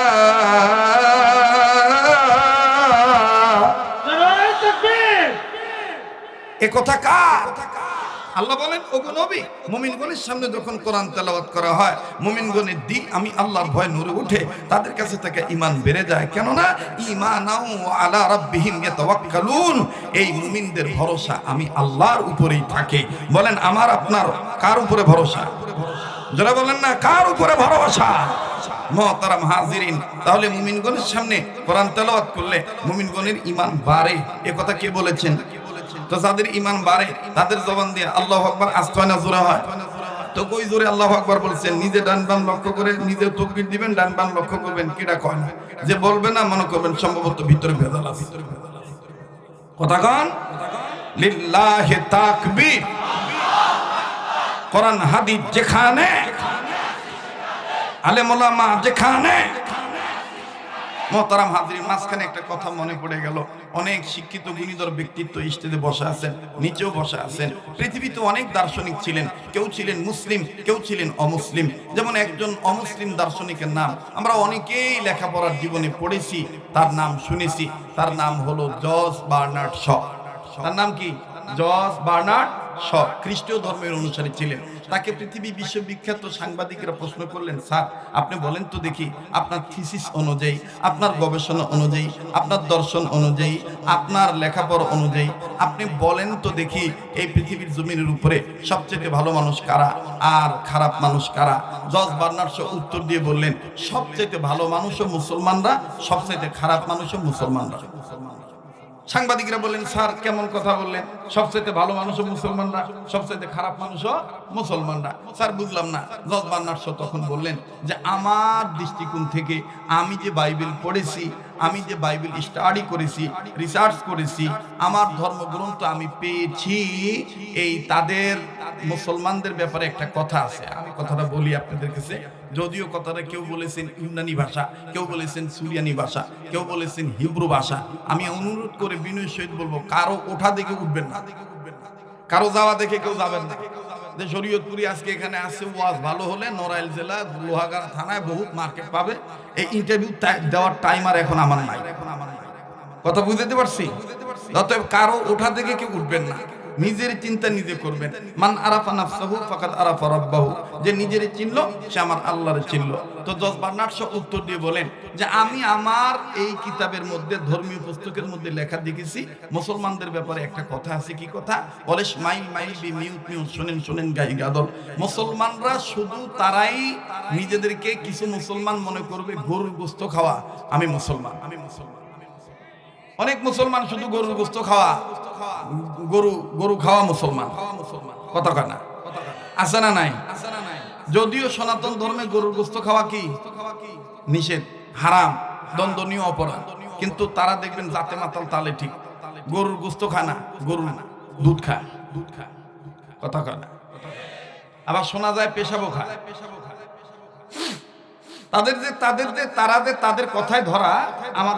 আমার কথাগুলি আপনি শোনেন আমার বন্ধুগণ, দেখবেন ওনারা যে পূজাগুলো দেয়, প্রত্যেকটা পূজাতে কিন্তু তারা ঢোল ব্যবহার করে। ঢোল বাজায় না? যে ঢোলের দুই সাইডে যে পর্দা লাগানো, যে চামড়া লাগানো, এটা কিসের চামড়া? যদিও মোষের চামড়া দিয়েও হয়, কিন্তু এই যে দুই সাইডে যে পর্দার মধ্যে যে ধাপধুপ ধাপধুপ বাড়ি দিলে যে আওয়াজ হয়, বেশিরভাগ এটা হইলো গরুর চামড়া দিয়ে বানানো। এখানেই শেষ নয়, আমি আপনি চামড়া জুতা ব্যবহার করি। হিন্দু দাদারা কি, ওনারা কি চামড়া জুতা পরে না? ওই চামড়া জুতা কিসের চামড়া জুতা? বেশিরভাগ গরু চামড়া জুতা। এখানেই শেষ নয় আমার বন্ধুগণ, এই যে চা খাওয়ার অভ্যাস কম বেশ সবারই আছে। কেউ দুধ চা খায়, কেউ লাল চা খায়, খানা। কিন্তু এই যে রং চা যেটাকে বলে, এই যে রং চার কালার যে লাল হয়, খয়েরি কালার হয়, ব্রাউন কালার হয়, রেড কালার, লাল কালার হয়, এটা কি চা পাতার কারণে হয়? কথা কয় না? যদি চা পাতার কারণেই হইতো তাহলে গ্রিন টি বের হইতো না। এই লাল কেন হয়? আল্লামা ইবনে সিনা রাহমাতুল্লাহ আলাইহি তিনি তার সায়েন্টিফিক কিতাবের মধ্যে লিখেছেন যে চার রং তখনই গাঢ় হয়, চা পাতা তখনই ভালো থাকে যখন গরুর রক্ত থেকে তৈয়ারকৃত মেডিসিন চা পাতার সাথে মিশানো হয়। তাইলে এই যে গরুর রক্ত যে চা পাতার সাথে মিশানো হয়, এই গরুর রক্ত মিশাইয়া যে চা পাতা, এই চা খালি মুসলমানরা খায়। কথা কয় না গো? হিন্দুরা খায় না? জাতে মাতা তালে ঠিক, জাতে মাতা তালে ঠিক। আমার বন্ধুগণ 10-12 বলেন যে কিছু মুসলমান হবে এরা গরুর গোশত খাওয়া মুসলমান, কিন্তু আমি আমার বাইবেলের মধ্যে লেখা দেখেছি জমিনের উপরে আসমানের নিচে সবচেয়ে তারাই সর্বোৎকৃষ্ট মানের মানুষ হবে যারা কোরআন মানবে, কোরআন ধরবে, কোরআন জানবে, কোরআনের আন্দোলন করবে, কোরআন দিয়ে রাষ্ট্র পরিচালনা করবে, কোরআন দিয়ে সমাজ সাজাবে, কোরআন দিয়ে পরিবার সাজাবে, কোরআনকেই ফ্যামিলি এডুকেশনের সাবজেক্ট মানবে, পারিবারিক শিক্ষা এই ফর্মুলা কোরআনকে যারা মানবে তারাই সবচেয়ে জমিনের উপরে সেই মুসলমান সবচেয়ে ভালো মুসলমান। আর যারা এই কোরআন মানবে না, কোরআনকে প্রত্যাখ্যান করবে, তারাই পৃথিবীর জমিনের উপরে সবচেয়ে খারাপ মানুষ। আমার ভাইরা, আমার বন্ধুগণ, তাহলে কোরআন সবচেয়ে সম্মানের কিতাব বানিয়ে দিয়েছেন কে? আর একবার বলেন কে? এই কোরআনকে মানার নামই ইবাদত, এই কোরআন শোনার নামই ইবাদত, এই কোরআন শিক্ষা গ্রহণের নামই ইবাদত। এই ইবাদত করলে জান্নাত দিবে কে? ভালো কাজে জান্নাত মিলবে, মন্দ কাজে জাহান্নাম। বলেন, ভালো কাজে জান্নাত মিলবে, মন্দ কাজে। এতগুলো মানুষ, আমার ওয়াজ এরকমই, অনেকের মুখ দেখা যাইতেছে বেজার মুখ, কেউ ঘুমাইতেছে।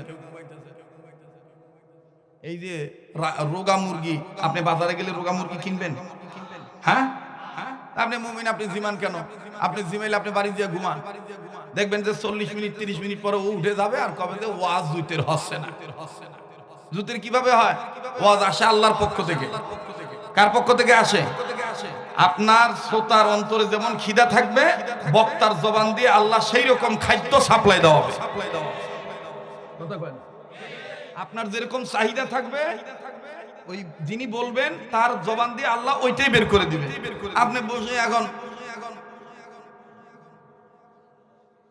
আপনি বসে নিয়ত করতেছেন, এ হুজুর আমার তরিকার কিনা, এ হুজুর আমার দলের কিনা। আল্লাহ কয় তোর হেদায়েত। আর ওয়াজ মাহফিলে কিন্তু বেশি এইটাই হয়, ওয়াজে বসে শ্রোতারা নির্বাচন করে বক্তা আমার গ্রুপের কিনা। আচ্ছা ভাই, তোর গ্রুপের হলে কি হবে আমার, আর তোর গ্রুপের না হলে কি হবে আমার? পাক্কা মুমিনের ধারণা থাকতে হবে যে উনি কি কথাগুলো বলতেছে কোরআন হাদিস গ্রান্ডেড কিনা, কোরআন সুন্নাহ মোতাবেক কিনা। এই কথাগুলি আমি শুনবো এবং আমার যেটা অজানা আমি সেটা জেনে নিয়ে আমল করব। এটা হলো জ্ঞানী মানুষের পরিচয়, ঠিক কিনা বলেন? ভালো কাজে জান্নাত মিলবে, মন্দ কাজে জাহান্নাম। ভালো কাজে জান্নাত মিলবে, মন্দ কাজে। সামনের ভাইরা চুপ থাকেন দেখি, পিছনের বাবারা ভাইরা কোন গ্রুপের লোক হতে যায়, জান্নাতি না জাহান্নামী? ভালো কাজে জান্নাত মিলবে, মন্দ কাজে মোটামুটি আছে আলহামদুলিল্লাহ। এবার পিছনের ভাইরা চুপ থাকেন, সামনের ভাইরা ভালো কাজে জান্নাত মিলবে, মন্দ কাজে। মাশাআল্লাহ, এই তো আওয়াজ বেড়ে গেল। এবার ডাইনের লোকেরা বামের লোকেরা সবাই মিলে মিলে বলবেন, আর দেখবেন কিডা কয় না, যার মুখ লড়বে না মনে করবেন যে হ্যাঁ ভেজাল আছে ভিতরে। ভালো কাজে জান্নাত মিলবে, মন্দ কাজে। ভালো কাজে জান্নাত মিলবে, মন্দ কাজে। এক শ্রেণীর মানুষ আছে গুনার কাজে সময় পায়, করে না গো নেকির কাম। ভালো কাজে জান্নাত মিলবে, মন্দ কাজে। ভালো কাজে জান্নাত মিলবে, মন্দ কাজে। মানুষ রূপে জন্ম নিয়া জানোয়ার বাদা খান, নামাজ রোজা ছেড়ে দিয়া চালু রাখছেন বাউল গান। কথা কয় না? মানুষ রূপে জন্ম নিয়া জানোয়ার বাদা খান, নামাজ রোজা ছেড়ে দিয়ে চালু রাখছেন বাউল গান। আবার নিজের ত্রুটি ঢেকে রেখে আলেম ওলামার গায়ে বদনাম। দেখবেন ও বেহালা নিয়ে একতারা নিয়ে কি সুন্দর করে করছে। লালন বলে বলছে সিদ্ধি খাইলে বুদ্ধি বাড়ে। হে নড়াইলের বাবারা, লালন কি কোনোদিন মুসলমানদের ধর্মীয় গুরু হতে পারে? ধরে কন, মুসলমানদের আধ্যাত্মিক রাহবার ধর্মীয় গুরু জনাবে মুহাম্মদ রাসূলুল্লাহ সাল্লাল্লাহু আলাইহি সাল্লাম, মুসলমানের আদর্শিক নেতা মুহাম্মদ রাসূলুল্লাহ, মুসলমানদের রাজনৈতিক নেতা মুহাম্মদ রাসূলুল্লাহ সাল্লাল্লাহু আলাইহি সাল্লাম। আর এই কথা মানতে যাইয়া বলতে যাইয়া নতুন করে যদি আবার হামলার শিকার হতে হয়, ঝামেলায় পড়তে হয়, কোন আমলার লাল চোখকে ভয় করে মুসলমানের বাচ্চারা ইসলামী আন্দোলন করা বাদ দিতে পারে না।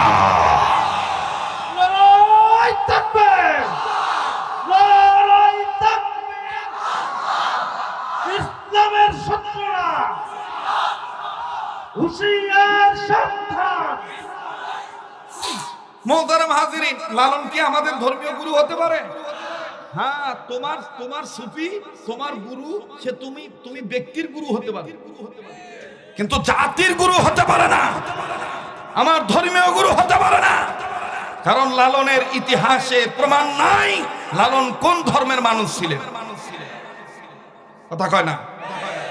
দেখবেন কি কায়দা করে, কি কায়দা করে, সে কি কায়দা করে, ওই যে বেহুলা টান দেয়, একতারা বাড়ি মারে। ওই একটা মহিলা খুব ছিল ওর অ্যাডভাইজারম্যান, ফরিদা পারভিন, মারা গেছে।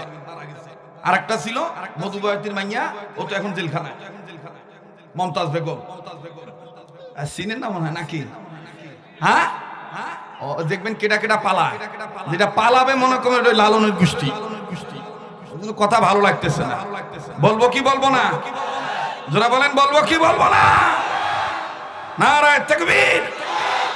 দেখবেন কি কায়দা করে। আমার গলা তো অত ভালো না, ওরা তো শুকনা খায় গলা তাজা রাখে। আমরা তো হুজুর মানুষ, আমরা কোরআন দিয়ে গলা তাজা রাখি। ওরা কি কায়দা করে কয়, আরে করিলে সিদ্ধির ভজো ঘুচে যাবে মানবতর অশান্তির কারণ। বইলাছেন গো গুরু সাইজি লালন, লালন বলে খাইলে সিদ্ধি বাড়িবে বুদ্ধি, লালন বলে খাইলে সিদ্ধি বাড়িবে বুদ্ধি। বইলাছেন গো গুরু মোর সাইজি। একটার আবার বাড়িও মারে, যে মুসলমান নামের আগে আলহাজ লাগাইছে, নামের সাথে মোহাম্মদ যুক্ত করেছে, অথচ সে লালনকে পীর মানে, সে মুসলমান নয়। কথা বলেন? আবার যে মুসলমান, আহা কপাল পোড়া আমাদের, নিজের ত্রুটি ঢেকে রেখে আলেম ওলামারা গায়ে বদনাম। ভালো কাজে জান্নাত মিলবে, মন্দ কাজে, ভালো কাজে জান্নাত মিলবে, মন্দ কাজে, ভালো কাজে জান্নাত মিলবে, মন্দ কাজে। টুপিদারি জুব্বা পাগড়ি অনেকে দেখে উগ্রবাদী, মৌলবাদী, জঙ্গিবাদী বলিয়া ডাকে, ভাইয়া রাজাকার বলিয়া ডাকে। দেখবেন দাদা ভোট চাইলে দোষ নাই, আর হুজুররা যদি খালি উঠে কয় যে আল্লাহর আইন চাই, সৎ লোকের শাসন চাই, বা ইসলামী আন্দোলন পক্ষে আমরা আপনাদের রায় চাই, তখন দেখবে কবে যে এই হুজুর কি এখানে ভোট চাইতে আছে নাকি? মানে ওনার ধারণা হলো রাজনীতি করবে ওনারা, হুজুররা রাজনীতি করতে পারবে না। কথা কথা হুজুররা খালি মসজিদ চালাবে, আর যার মাইয়া পোলা বিছনায় ভরে মুতে, ও তাবিজ তোমরা দিয়ে মোতা বন্ধ করবে। যে ছেলেটা যে মেয়েকে চায় তাকে পাইতে যায় যত তাবিজ ব্যবহার করা দরকার, হুজুরা খালি তাবিজ তোমরা দিবে, হাদিয়া তোফা নিবে। হুজুরা কেন সংসদে যাইতে চাবে? আমার কথা হলো দাদা, আপনি যে দল করেন এটা আপনার ব্যক্তিগত ব্যাপার, কিন্তু মুসলমান হিসেবে আমাদের সিদ্ধান্ত হলো এবারে ভোট দেব ভাই সেই মানুষের যে মানুষ পক্ষে থাকে আল কোরআনে। এবারে ভোট দেব ভাই সেই মানুষের যে মানুষ পক্ষে থাকে আল্লাহ হাদিসের। নারায়ে তাকবীর, নারায়ে তাকবীর। কোরআন হাদিস যেখানে, আলেম ওলামা যেখানে, নারায়ে তাকবীর। আমার ভাইরা, আমার বন্ধুগণ, বুঝে থাকলে বলেন তো দেখি, কোরআনকে সম্মানের কিতাব বানাইছেন কে? আবার বলেন কে? আল্লাহ রাব্বুল আমিন ডাক দিয়ে বললেন, নবীজি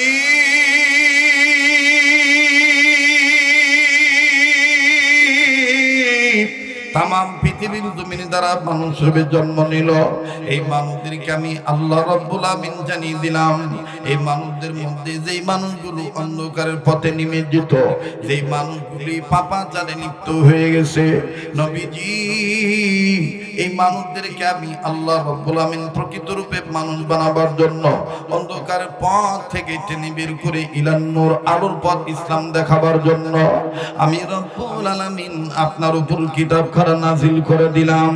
আওয়াজ দিয়ে জোরে জোরে বলেন না সুবহানাল্লাহ। কিতাবুন আনজালনা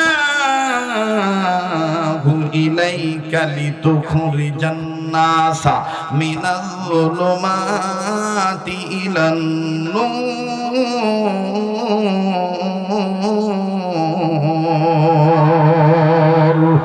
আওয়াজ দিয়ে বলেন না আল্লাহু আকবার। আল্লাহ রাব্বুল আমিন ডাক দিয়ে বললেন, নবীজি কোন কিতাবকে আমি বিশ্ব মানবতার জন্য আলোর কিতাব বানিয়ে দিলাম, কোন কিতাবকে আমি আল্লাহ রাব্বুল আমিন মানবতার জন্য কমপ্লিট কোড অফ লাইফ বানিয়ে দিলাম। ওগো নবীজি,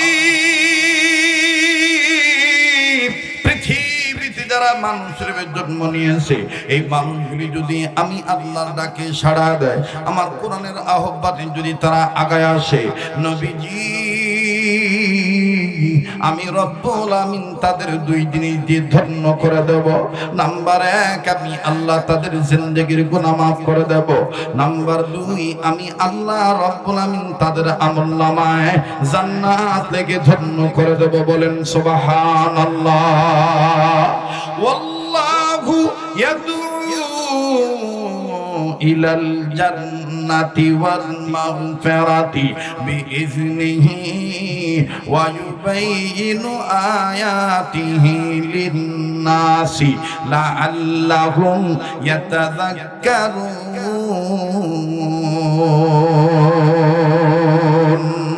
আওয়াজ দিয়ে বলেন না কত রাকার। আল্লাহ বলেন লিন-নাস, আবার আল্লাহ পাক আবার বলে দিয়েছেন উখরিজাত লিন-নাস, যারাই মানুষের জন্ম নিয়েছে তাদের জন্য আমি আল্লাহ এ কোরআন নাজিল করে দিয়েছি। আরে বন্ধু, রব্বে কাবা ডাক দিয়ে বললেন, নবীজি যারা মানুষের জন্ম নিয়েছে এই মানুষদেরকে আমি আল্লাহ রব্বুল আমিন প্রকৃত পক্ষে মানুষ বানাবার জন্য আমি রব আমার পক্ষ থেকে দুইটা নিয়ামত দুনিয়ার জমিনে তাদের মঙ্গলের জন্য কল্যাণের জন্য পাঠিয়ে দিলাম। আল্লাহ বলেন, বান্দা মানুষ শোনো, ইয়া আইয়ুহান নাসু কাদ জাআকুম বুরহানুম মির রাব্বিকুম ওয়া আনজালনা ইলাইকুম নূরাম মুবিনা।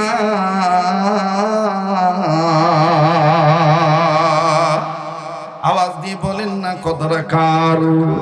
আরেকবার আওয়াজ দিয়ে বলেন না কত রাকার।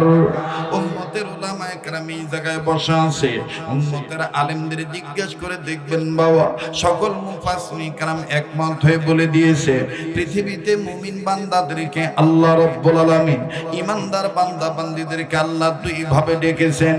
বিসমিল্লাহর বা থেকে শুরু করে মিনাল জিন্নাতি ওয়ান নাসিন পর্যন্ত এই 114 সূরার মধ্যে হতে 6666 খানা আয়াত, মতান্তরে 6236 খানা আয়াত কম বেশি হতে পারে।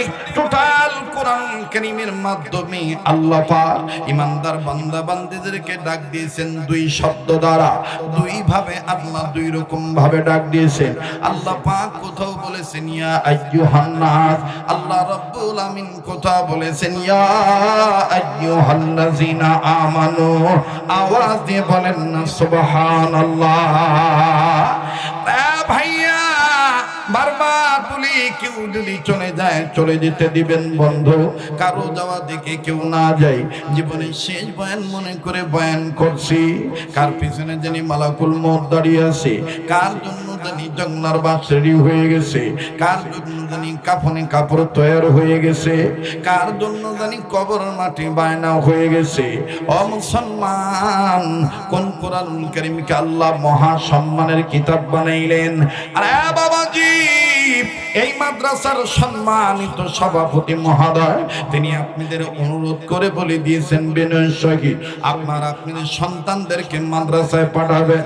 ভাইজান, কোরআনুল কারীম এমন একটা সম্মানের কিতাব, কোন মা বাপ যদি সন্তানদেরকে কোরআন সুন্নাহ শিক্ষা দেওয়ার নিয়ত করে, কিতাবিল লিকুলিকিত কোন মায়ের গর্ভে যদি সন্তান এসে যায়, সন্তান আসার পরে কোন মা আর কোন বাপ যদি এই সন্তানকে উদ্দেশ্য করে নিয়ত করে যে আমি এই সন্তানকে কোরআন সুন্নাহ শিক্ষা দেব, তার দ্বারাও মা বাবার দাম আল্লাহ তাআলা বাড়ায় দেয়।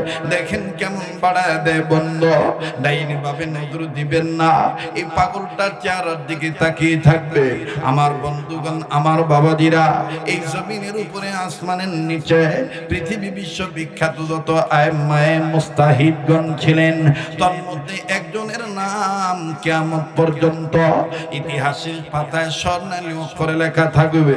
সকল আলেম ওলামার কলিজার মধ্যে কথা আছে, যার নাম ইমাম বুখারী রাহমাতুল্লাহি আলাইহি। ইমাম বুখারী রাহমাতুল্লাহি আলাইহি এখনো দুনিয়ার জমিনে আসেন নাই। ও বাবাজি, ইমাম বুখারী রাহমাতুল্লাহি আলাইহি তিনি তার মায়ের গর্ভে রয়ে গেছেন। ইমাম বুখারী রাহমাতুল্লাহি আলাইহি আমার বন্ধুগণ তার মা গর্ভে ধারণ করেছে। বাচ্চা পেটে গর্ভ ধারণ করার বয়স চলতেছিল, মা জননীর পেটে বাচ্চা ধারণের বয়স চলতেছিল। মুহাদ্দিসিন কিরামগণ লেখেন 7 মাস কি 7.5 মাস অথবা 8 মাস অথবা 8.5 মাস। ও বাজান, ইমাম বুখারী রাহমাতুল্লাহ আলাইহির মা ইমাম বুখারী রাহমাতুল্লাহ আলাইহিকে গর্ভে নিয়া ইমাম বুখারীর বাবা আর ইমাম বুখারীর মা একই সাথে এক বিছানায় ঘুমাইলে, শয়ন কক্ষে বিছানায় যখন ঘুমাইলেন, ইমাম বুখারীর বাবা ঘুমাইতেছেন, ইমাম বুখারীর মা ঘুমান। রাত্র যখন গভীর হয়ে যায় বন্ধু, ইমাম বুখারী রাহমাতুল্লাহি আলাইহির মা আস্তে করে ঘুম থেকে উঠিয়া স্বামীর যেন ঘুমে ডিস্টার্ব না হয়, নিজে শুধু চোখের পানি ছেড়ে কান্দে আর আল্লাহকে ডাক দিয়ে বলে, মালিক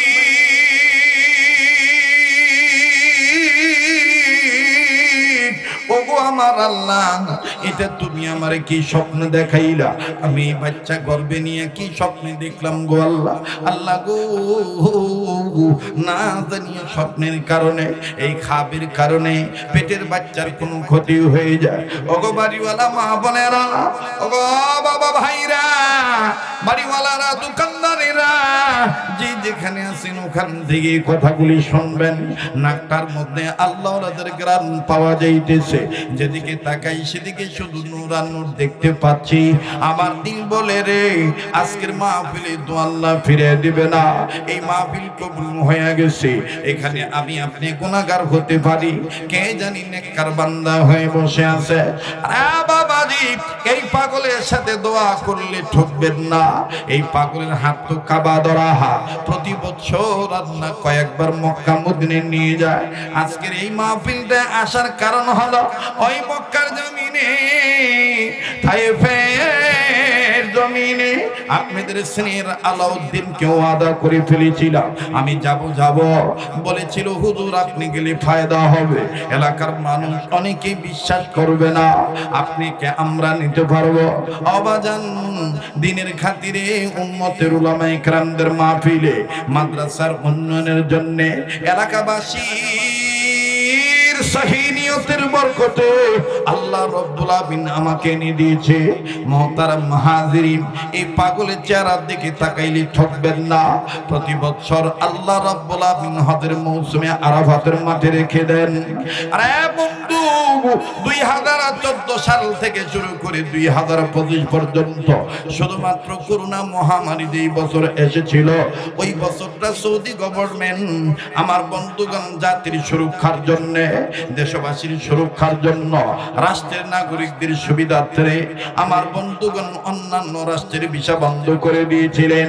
শুধু এই করোনার বছর যাইতে পারে নাই, ইহা ছাড়া 2014 সাল থেকে 2025 পর্যন্ত আমার বন্ধুগণ আরাফাতের মাঠ মিস হয় নাই।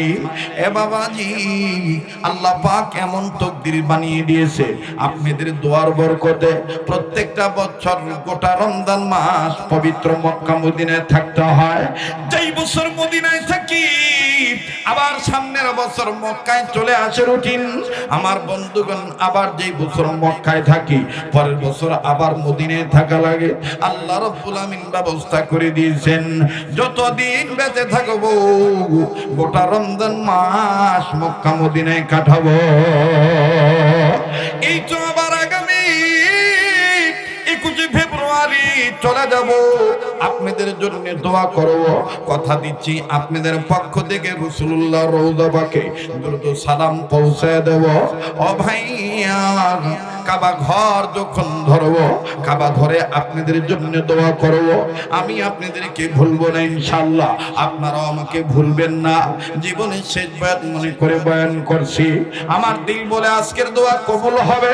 এ বন্ধু, এই কাবা ধরা হাতের সাথে হাত উঠাইয়া দোয়া করে যাবেন। আমার বন্ধুগণ গভীর মনোযোগী হয়ে শোনা চাই। ইমাম বুখারী রাহমাতুল্লাহ আলাইহির মা কান্দা ডাক দিয়ে বললেন, আল্লাহ কি স্বপ্ন তুমি আমারে দেখাইলা, এই স্বপ্নটা আমি কেন দেখলাম? আমার গর্বে না তুমি সন্তান দিয়ে দিয়েছ আমার স্বামীর মাধ্যমে। না জানি এই স্বপ্নের কারণে আমার বাচ্চার ক্ষতি হয়ে যায়।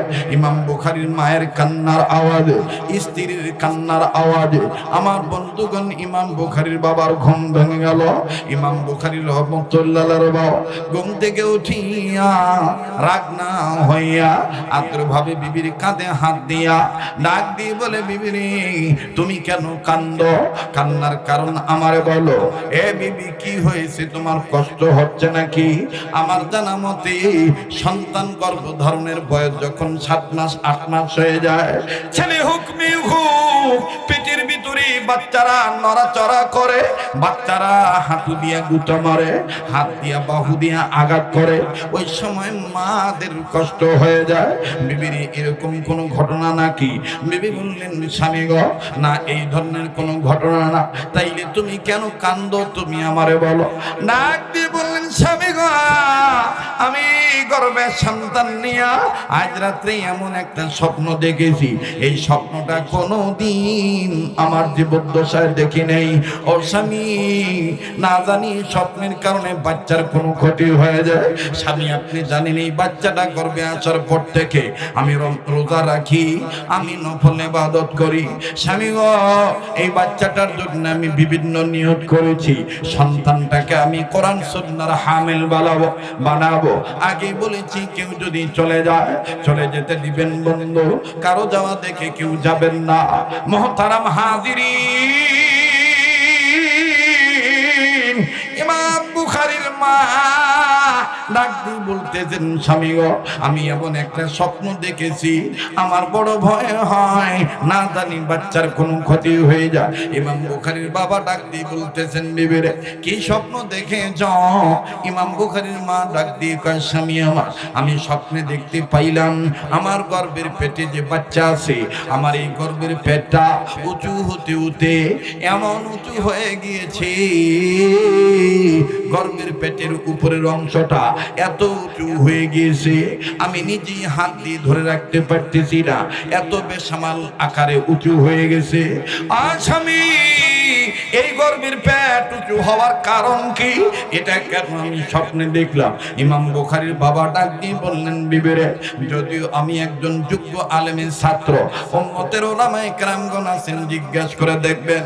ইমাম বুখারীর বাবার উস্তাদের নাম ছিল আব্দুল্লাহ বিন মুবারক রাহমাতুল্লাহ আলাইহি। ইমাম বুখারীর বাবা ডাক দিয়ে বললেন, বিবি রে হ্যাঁ বিবি, আমি আমার উস্তাদের কাছ থেকে ইলম গ্রহণ করেছি, আমার উস্তাদের মুখ থেকে শুনেছি আদম সন্তান যত রকমের স্বপ্ন দেখুক, এই আদম সন্তানদের স্বপ্ন হয় 3 প্রকার। আল্লামা ইবনে শিরিন রাহমাতুল্লাহ আলাইহি তিনি তার স্বপ্নের তাবিরের কিতাবের মধ্যে লিখে দিয়েছেন, আদম সন্তান স্বপ্ন দেখে 3 প্রকার। বুঝে থাকলে বলেন না কয় প্রকার? আবার বলেন কয় প্রকার? আমি এবার একটু জানতে চাই, এইভাবে যদি আমার বন্ধুগণ আর 30 মিনিট আলোচনা চলে, থাকবেন না যাবেন? আসেন না চলে যাবেন? মায়া লাগা একটা ডাক দিয়ে আবার একটা তাকবীর দেন না, বলেন না আল্লাহু আকবার, আবার বলেন না আল্লাহু আকবার। আরে ভাইয়া আব্দুল খালেক শরীয়তপুরী নতুন কোন বক্তা নয়, বহু বছর ধরে মাইকের সামনে কথা বলা হয়। আল্লাহ পাক এখনো কণ্ঠ ঠিক রেখেছেন, শারীরিক অবস্থাও আল্লাহ পাক ঠিক রেখে দিয়েছেন। জাহের বাতিন আমার বন্ধুগণ, শারীরিক অবস্থায় কোনো ধরনের কোনো রোগ নাই, কিন্তু বিতর্কত কলবে রোগ থাকতে পারে। এই জন্য আল্লাহ ওয়ালাদের কাছে যাওয়া আসা হয়, মুরব্বীদের হাতে হাত রাখা হয়েছে। আরে বন্ধু, আল্লাহ রাব্বুল আমিন আপনাকেও ভালো রাখবে। আমি আবারও বলছি, কেউ যদি চলে যায় চলে যেতে দিবেন। কোন ব্যক্তির জরুরত থাকতে পারে, তিনি জরুরত সারতে যাবেন, আবার তিনি চলে আসবেন, কিন্তু আপনারা গভীর মনোযোগী হয়ে কথাগুলি শুনবেন। আল্লাহর কোরআনের কথা, নবীর হাদিসের কথা যদি মনোযোগ সহকারে শোনেন, আল্লাহ পাক বলে দিয়েছেন হেদায়েত আমি তাদের দিয়ে দেব। রব বলেন বান্দা আমার শোনো, আল্লাযীনা ইয়াসতামিউনাল কওলা ফায়াত্তাবিউনা আহসানাহু উলাইকাল্লাযীনা হাদাহুমুল্লাহ।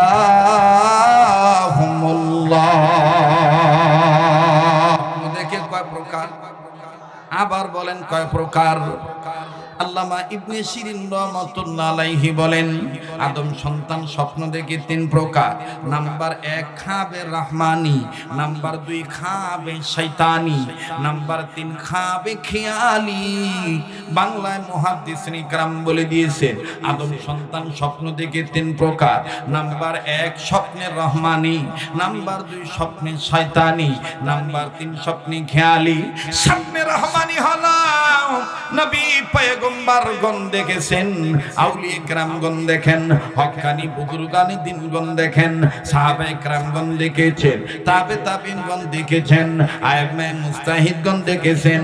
এখন উম্মতের মধ্যে হক্কানি মুমিন যারা, সঠিক মুমিন যারা, আলেম যারা, ইমানদার মুত্তাকিরা বাজান স্বপ্নে রহমানি দেখে। এটা আল্লাহ তাআলা তাদেরকে দেখায় দেয়। আরে বাবাজি, স্বপ্নে শয়তানি হলো, এটা আমি ব্যাখ্যা ভেঙে বলতে পারবো না। বাবার বয়সে মুরব্বিরা আছে, যুবক যুবতীর ঘুমের মধ্যে যে সমস্যাটা হয়ে যায়, এটাকে মুহাদ্দিসিন ইকরাম বলেন স্বপ্নে শয়তানি। আর স্বপ্নে খেয়ালি হলো, সারাদিন যেই কাজ করে ঘুমের ঘরে শুয়ে সেইটাই করে, এটার নাম হলো স্বপ্নে খেয়ালি। স্বপ্নে খেয়ালি। দেখবেন সাব রেজিস্ট্রার যারা আছে দলিল সই করে। আমার এক ভক্ত আমাকে ফোন দিয়ে বলে, হুজুর আব্বা তো সাব রেজিস্ট্রার, আব্বা তো দলিলে সই দেয়, কিন্তু আম্মু বলেছে আপনি একটু পানি পড়ে দিবেন, আব্বুর জন্য রূপটা চলে যায়। আমি বলেছি কি রূপ? বলে আম্মু বলেছে আব্বু রাত্রে শুয়ে শুয়ে নাকি আম্মুকে খোসা মারে, মানে খোসা মারে। ওখানে ও কি কি গন্ডগোল নাকি? না কিসের তবারক? তবারক এত তাড়াতাড়ি কিসের? ওখানে এই কমিটির ভাইরা দুই একজন যাও তো, ওখানে যে এই ছেলেরা যে ডিস্টার্ব দিচ্ছে হট্টগোল করে, আস্তে কথা বলতে বলতে।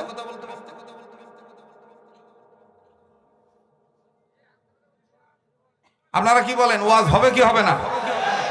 চলবে তো? কোনো ধরনের ডিস্টার্ব মেনে নেওয়া যাবে না, মানবো না কোনো ডিস্টার্ব। হতে চাই সবাই জান্নাতি স্টাফ।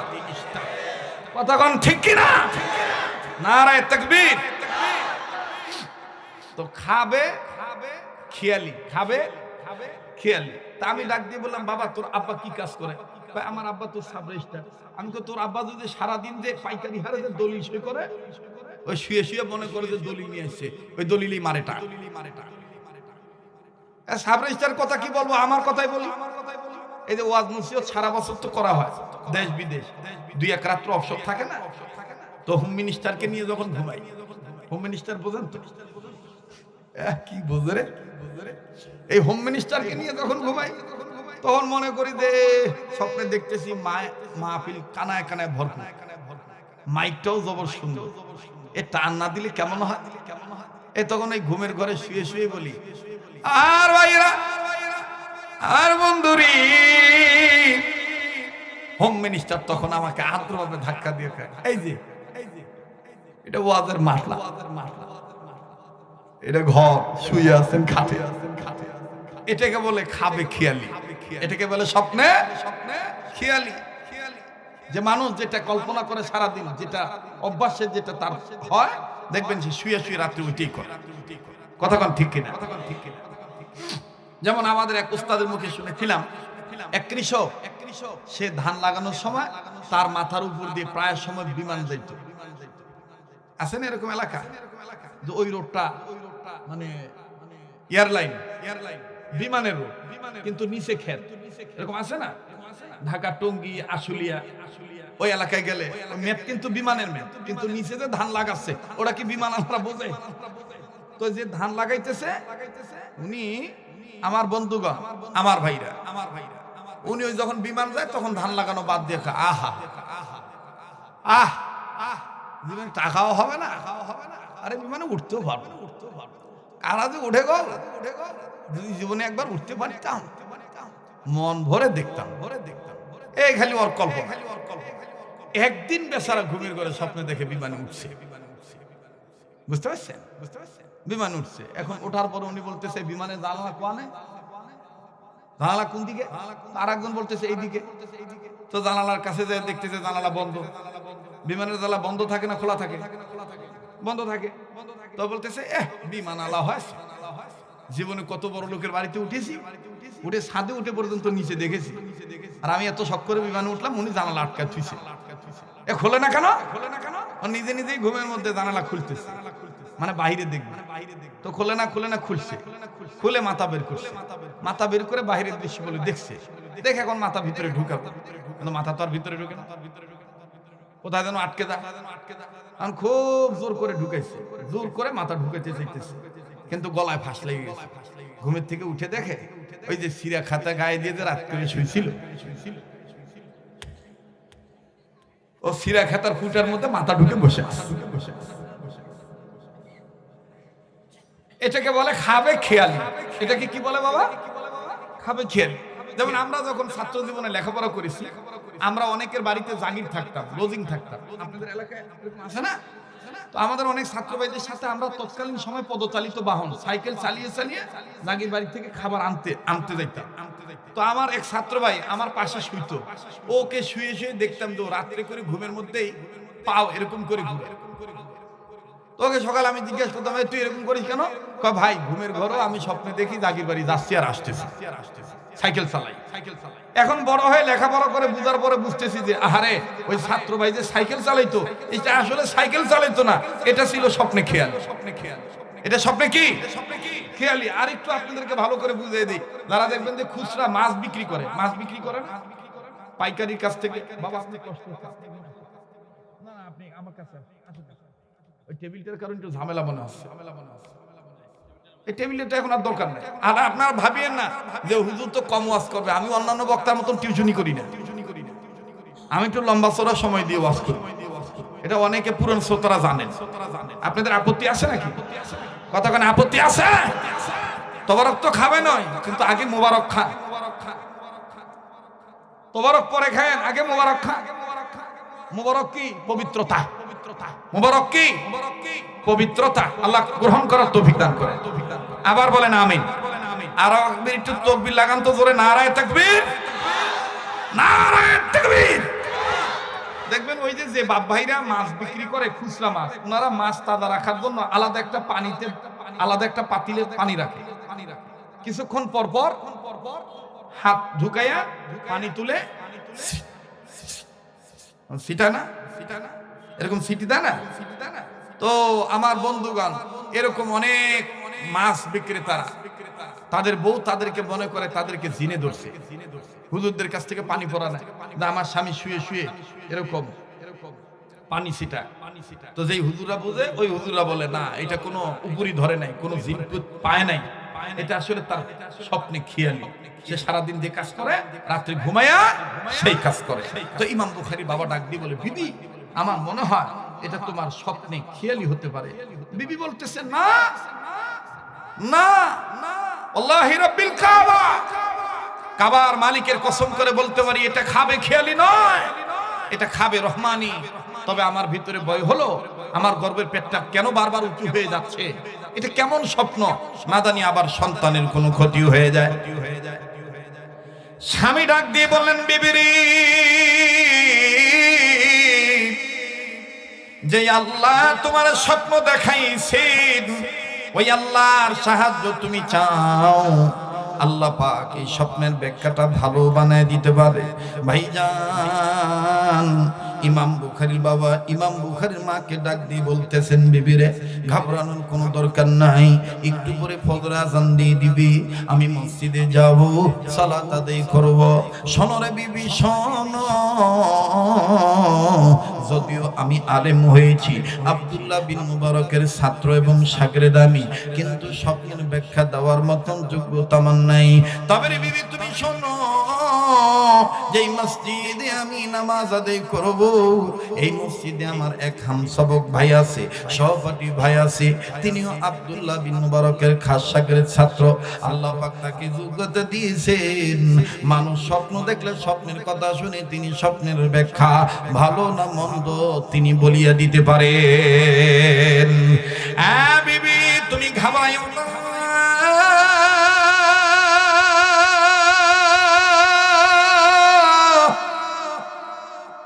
আমি ফজরের নামাজ আনতি বন্ধুর কাছে বলবো, বন্ধু বলে দিবি তোমার স্বপ্নের ব্যাখ্যা ভালো না মন্দ। এবার স্ত্রী ডাক দিয়ে কয়, স্বামী গো ঠিক আছে, এটা পরের ব্যাপার, আসেন না প্রতিদিনের ন্যায় দুই স্বামী আর স্ত্রী সন্তানকে উদ্দেশ্য করে যে দোয়াটা পাঠ করি পেটের উপর হাত রেখে। ভাইরা আমার বন্ধুগণ, বুজুর্গানে দিনগণ লেখেন, কোন মেয়ে, কোন ছেলে, কোন যুবক যুবতী, কোন স্বামী আর স্ত্রী, কোন বাবা মা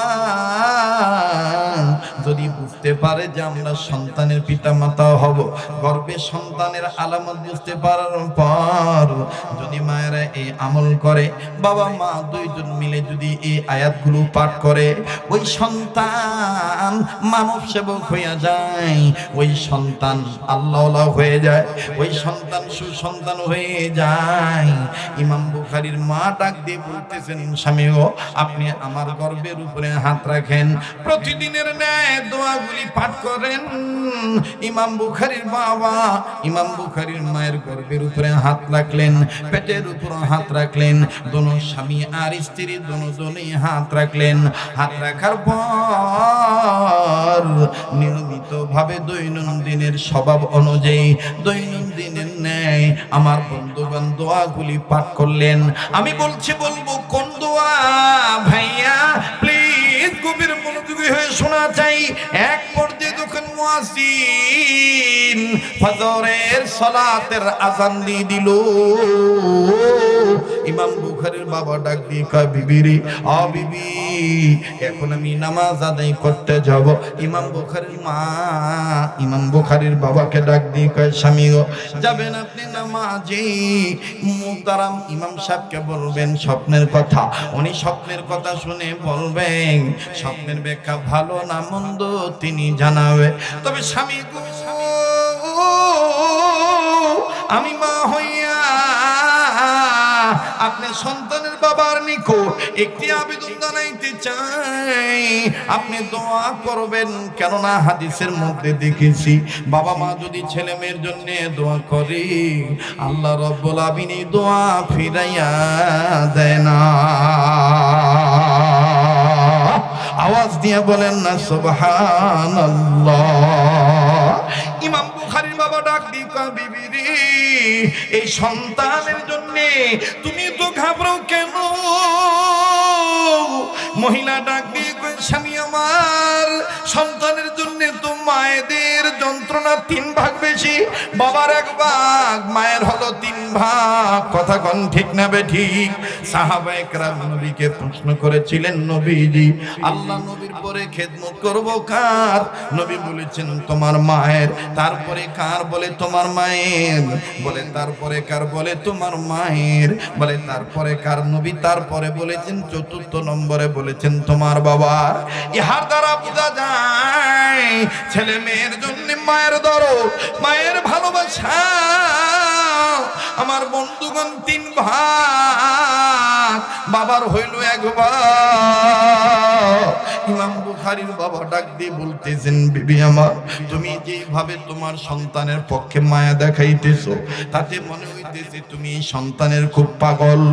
ইমাম বুখারীর বাবা, ইমাম বুখারীর মা ইমাম বুখারীর বাবাকে ডাক দিয়ে বলতেছেন, স্বামী গো, কেন আমি বলবো না? জানেন কি জানেন না, এই সন্তান গর্ভে নিয়ে আরো 3 দিন 3টা স্বপ্ন দেখছি। একবার দেখছি আমি ফুল বাগান থেকে ফুল উঠাইতেছি, আর একবার দেখছি কে জানি আমার সন্তানকে কবলে চুমু দেয়। আমি নজর করে দেখতে পেয়েছিলাম যিনি আমার সন্তানকে চুমু খায় তিনার চেহারা আর আমার সন্তানের চেহারা হুবহু মিল আছে। আওয়াজ দিয়ে বলেন না সুবহানাল্লাহ। শুধু তাই নয়, স্বামী আমার, আমি আরো স্বপ্ন দেখেছি। আমার সন্তান হাঁটতেছেন আর লক্ষ কোটি কোটি মানুষ তার পিছনে হাঁটতেছে। আমার বন্ধুগণ, লম্বা করার কোনো সুযোগ নাই। মন চায় গোটা রাত আমি আপনাদেরকে এইভাবে বয়ান শোনাই না বাজান না, অল্প সময়ের মধ্যে কথা আমি ফিনিশিং দিয়ে দেব। দেখেন তো দেখি দিন খানা নরম হয়নি। ইমাম বুখারীর মা, ইমাম বুখারীর বাবার হাত ছাড়েন না। মার কাছ থেকে, স্ত্রীর কাছ থেকে স্বামী বিদায় নিয়ে চলে যান ফজরের নামাজ আদায় করার জন্য। বাজানরে মসজিদে প্রবেশ করলেন, জামাতে সহিত নামাজ আদায় হয়ে গেল। নামাজ যখন শেষ হয়ে গেল, ইমাম বুখারীর বাবা, আমার বন্ধুগণ, সকাল বেলার মামুলাত শেষ হওয়ার পর ইমাম সাহেবের কাছে ডাক দিয়ে কয়, দোস্ত মুহতারাম বুজুর্গ, ও দোস্ত, তুমি আমার দোস্ত, আমি তোমার কাছে একটা সমস্যা নিয়ে আসছি। বলে, কি সমস্যা বলো? ডাক দিয়ে বলতেছেন, বন্ধু আমার বিবি গত রাত্রে একটা স্বপ্ন দেখছে। আমার বিবির গর্ভে সন্তান, এটা তুমিও জানো। মাস চলতেছে প্রায় 7-8 মাস। আমার বিবি সন্তান গর্ভে নিয়ে স্বপ্ন দেখছি। বিবির গর্ভের পেট বারবার উঁচু হয়ে যায়। বলো না দোস্ত, এই স্বপ্নের ব্যাখ্যাটা ভালো না মন্দ? বিবি জানার জন্য অস্থির হয়ে গেছে। ইমাম সাহেব স্বপ্নের ব্যাখ্যা না বলে এই কথা শোনা মাত্রই ইমাম বুখারীর বাবার হাত খপ করে ধরলেন। ধরিয়া বুকের সাথে লাগাইয়া ইমাম বুখারীর বাবার কপালে একটা চুমা দিয়া হাত বাড়ায় ডাক দিয়ে কয়, দোস্ত, স্বপ্নের ব্যাখ্যা আমি পরে বলবো, আগে তুমি আমার হাতে হাত রেখে ওয়াদা করো, আল্লাহ পাক যদি তোমার এই সন্তানের উসিলায় হাশরের ময়দানে তোমাকে দয়া করে জান্নাত দিয়ে দেয়, আমাকে তুমি রেখে জান্নাতে যাইবা না? আসতে বললেন সুবহানাল্লাহ, জোরে বলেন না সুবহানাল্লাহ। এই সামন থেকে কেন বারবার উঠাউঠি? খুব খেয়াল করে শোনা চাই বাবা। ডাক দিয়ে বলতেছেন, দোস্ত, আমি ব্যাখ্যা পরে বলবো, আগে তুমি আমারে ওয়াদা করো, এই সন্তান উসিলায় যদি আল্লাহ তোমাকে জান্নাত দিয়ে দেয়, কাল হাশরের ময়দানে তুমি আমাকে থুইয়া জান্নাতে যাইবা না? ইমাম বুখারীর বাবা ডাক দিয়ে কয়, দোস্ত, ব্যাখ্যা না বলিয়া তুমি ওয়াদা চাও কেন? মুহতারাম আলেম মানুষ ডাক দিয়ে বলতেছেন, দোস্ত, তোমার চেহারার কপালের দিকে তাকায় দেখতেছি, আগেও তোমার চেহারা দেখছি, এখনো দেখতেছি। আগে তোমার কপালে এরকম মুহাম্মাদিন নূর চমকায় নাই, আজকে যেরকম মুহাম্মাদিন নূর চমকাইতেছে। এর দ্বারা বোঝা যায় তোমার ফ্যামিলিতে, তোমার পরিবারে আল্লাহ পাক যে সন্তান দিয়েছেন, এই সন্তানটা ছেলে সন্তান হবে। এই সন্তানটা নিঃসন্দেহে আউলাদুল মুসলিমিন হবে, আমওয়ালুল মুসলিমিন হবে। এই সন্তানটা জান্নাতি হবে। আর জান্নাতি ছেলে মেয়ের উসিলায় মা বাপকে আল্লাহ জান্নাত দিয়ে দিতে পারে। তাই আগে থেকে ওয়াদা নিলাম, তোমার ছেলের কারণে যদি তুমি জান্নাত পাও, আমাকে তুমি বন্ধু হিসেবে জান্নাতে নিয়ে যাইবা। ইমাম বুখারীর বাবা ডাক দিয়ে বলতেছেন, বন্ধু, ঠিক আছে, আমি প্রমিস করলাম, ওয়াদা দিলাম, তবে বন্ধু, তুমিও যে উস্তাদের ছাত্র, আমিও সেই উস্তাদের ছাত্র, আমরা হাদিসে পাকে পড়েছি, নবী বলেছেন আন্নাসু লিন্নাস, মানুষ মানুষের জন্য। বন্ধু, আল্লাহ যদি আমাকে দয়া করে জান্নাত দেয় সন্তান উসিলায়, আমি তোমাকে থুইয়া জান্নাতে যাব না। তুমিও দোস্ত ওয়াদা দাও, আল্লাহ যদি তোমার কারণে দয়া করে, তোমার নেক আমলের কারণে আল্লাহ যদি তোমাকে জান্নাত দেয়, তুমি আমারে থুইয়া জান্নাতে যাইবা না। আল্লাহু আকবার। দুই বন্ধু দুইজনকে ওয়াদা দিলেন। এইবার ডাক দিয়ে বলতেছেন, দোস্ত ওয়াদা তো দেওয়া হয়ে গেল, এখন বলেন তো দোস্ত স্বপ্নের ব্যাখ্যা ভালো না মন্দ? ইমাম বুখারীর বাবাকে তার বন্ধু ডাক দিয়ে বলতেছেন, ওগো বন্ধু এত অস্থির হয়েছ কেন? ডাক দিয়ে বলতেছেন, বন্ধু আমার বিবি এমনি রোজা রাখে, কালকে স্বপ্নটা দেখার পর থেকে স্ত্রী আমার আরো অস্থির হয়ে গেছে, আমার স্ত্রী সন্তানের খুব পাগল। ডাক দিয়ে বলেন, বন্ধু মায়েরা তো পাগল হবে, এর নাম মা মা মা মা। আমার ভাইরা, আমার বন্ধুরে, দুনিয়ায় যাদের মা নাই তাদের মতন বড় দুঃখী আর কেউ নাই। এত করে বলার পরও কেউ যদি চলে যায়, চলে যেতে দিবেন, কপাল পোড়া তাদের। মুহতারাম হাজিরিন, কোনো দিকে কোনো নজর নাই। ইমাম বুখারীর বাবা কান্দার ডাক দিয়ে বললেন, বন্ধু আমার বিবি, আমার এই সন্তানটার ব্যাপার অনেক দুর্বল, বলো না বন্ধু স্বপ্নের ব্যাখ্যা ভালো না মন্দ? এবার ডাক দিয়ে কয়, দোস্ত আমি স্বপ্নের ব্যাখ্যা বলছি, বলবো, তবে আগে তুমি বলো, এই সন্তান তোমার বিবির গর্ভে আসার পরে, সন্তানের আলামত বুঝে ওঠার পরে তুমি আর তোমার বিবি কি কি দোয়া পাঠ করেছ? ডাক দিয়ে বলে, বন্ধু আজও পাঠ করেছি, এই সন্তান আসার পর থেকে, গর্ভে আসার পর থেকে, আলামত বুঝতে পারার পর থেকে আমরা স্বামী স্ত্রী দোয়া পাঠ করি। বলে, দোস্ত বলো না কি কি দোয়া পাঠ করেছ? বলে, দোস্ত বিশেষ করে 7টা দোয়া বেশি পড়েছি। নাম্বার 1, রব্বি হাবনি মিনাস সালিহিন। নাম্বার 2, রব্বি জাআলনি মুকিমাস সালাতি ওয়া মিন যুররিয়্যাতি রব্বানা ওয়া তাকাব্বাল দুআ। নাম্বার 3, রব্বানা হাব লানা মিন আজওয়াজিনা ওয়া যুররিয়্যাতিনা কুররাতা আয়ুন ওয়াজআলনা লিল মুত্তাকিনা ইমামা।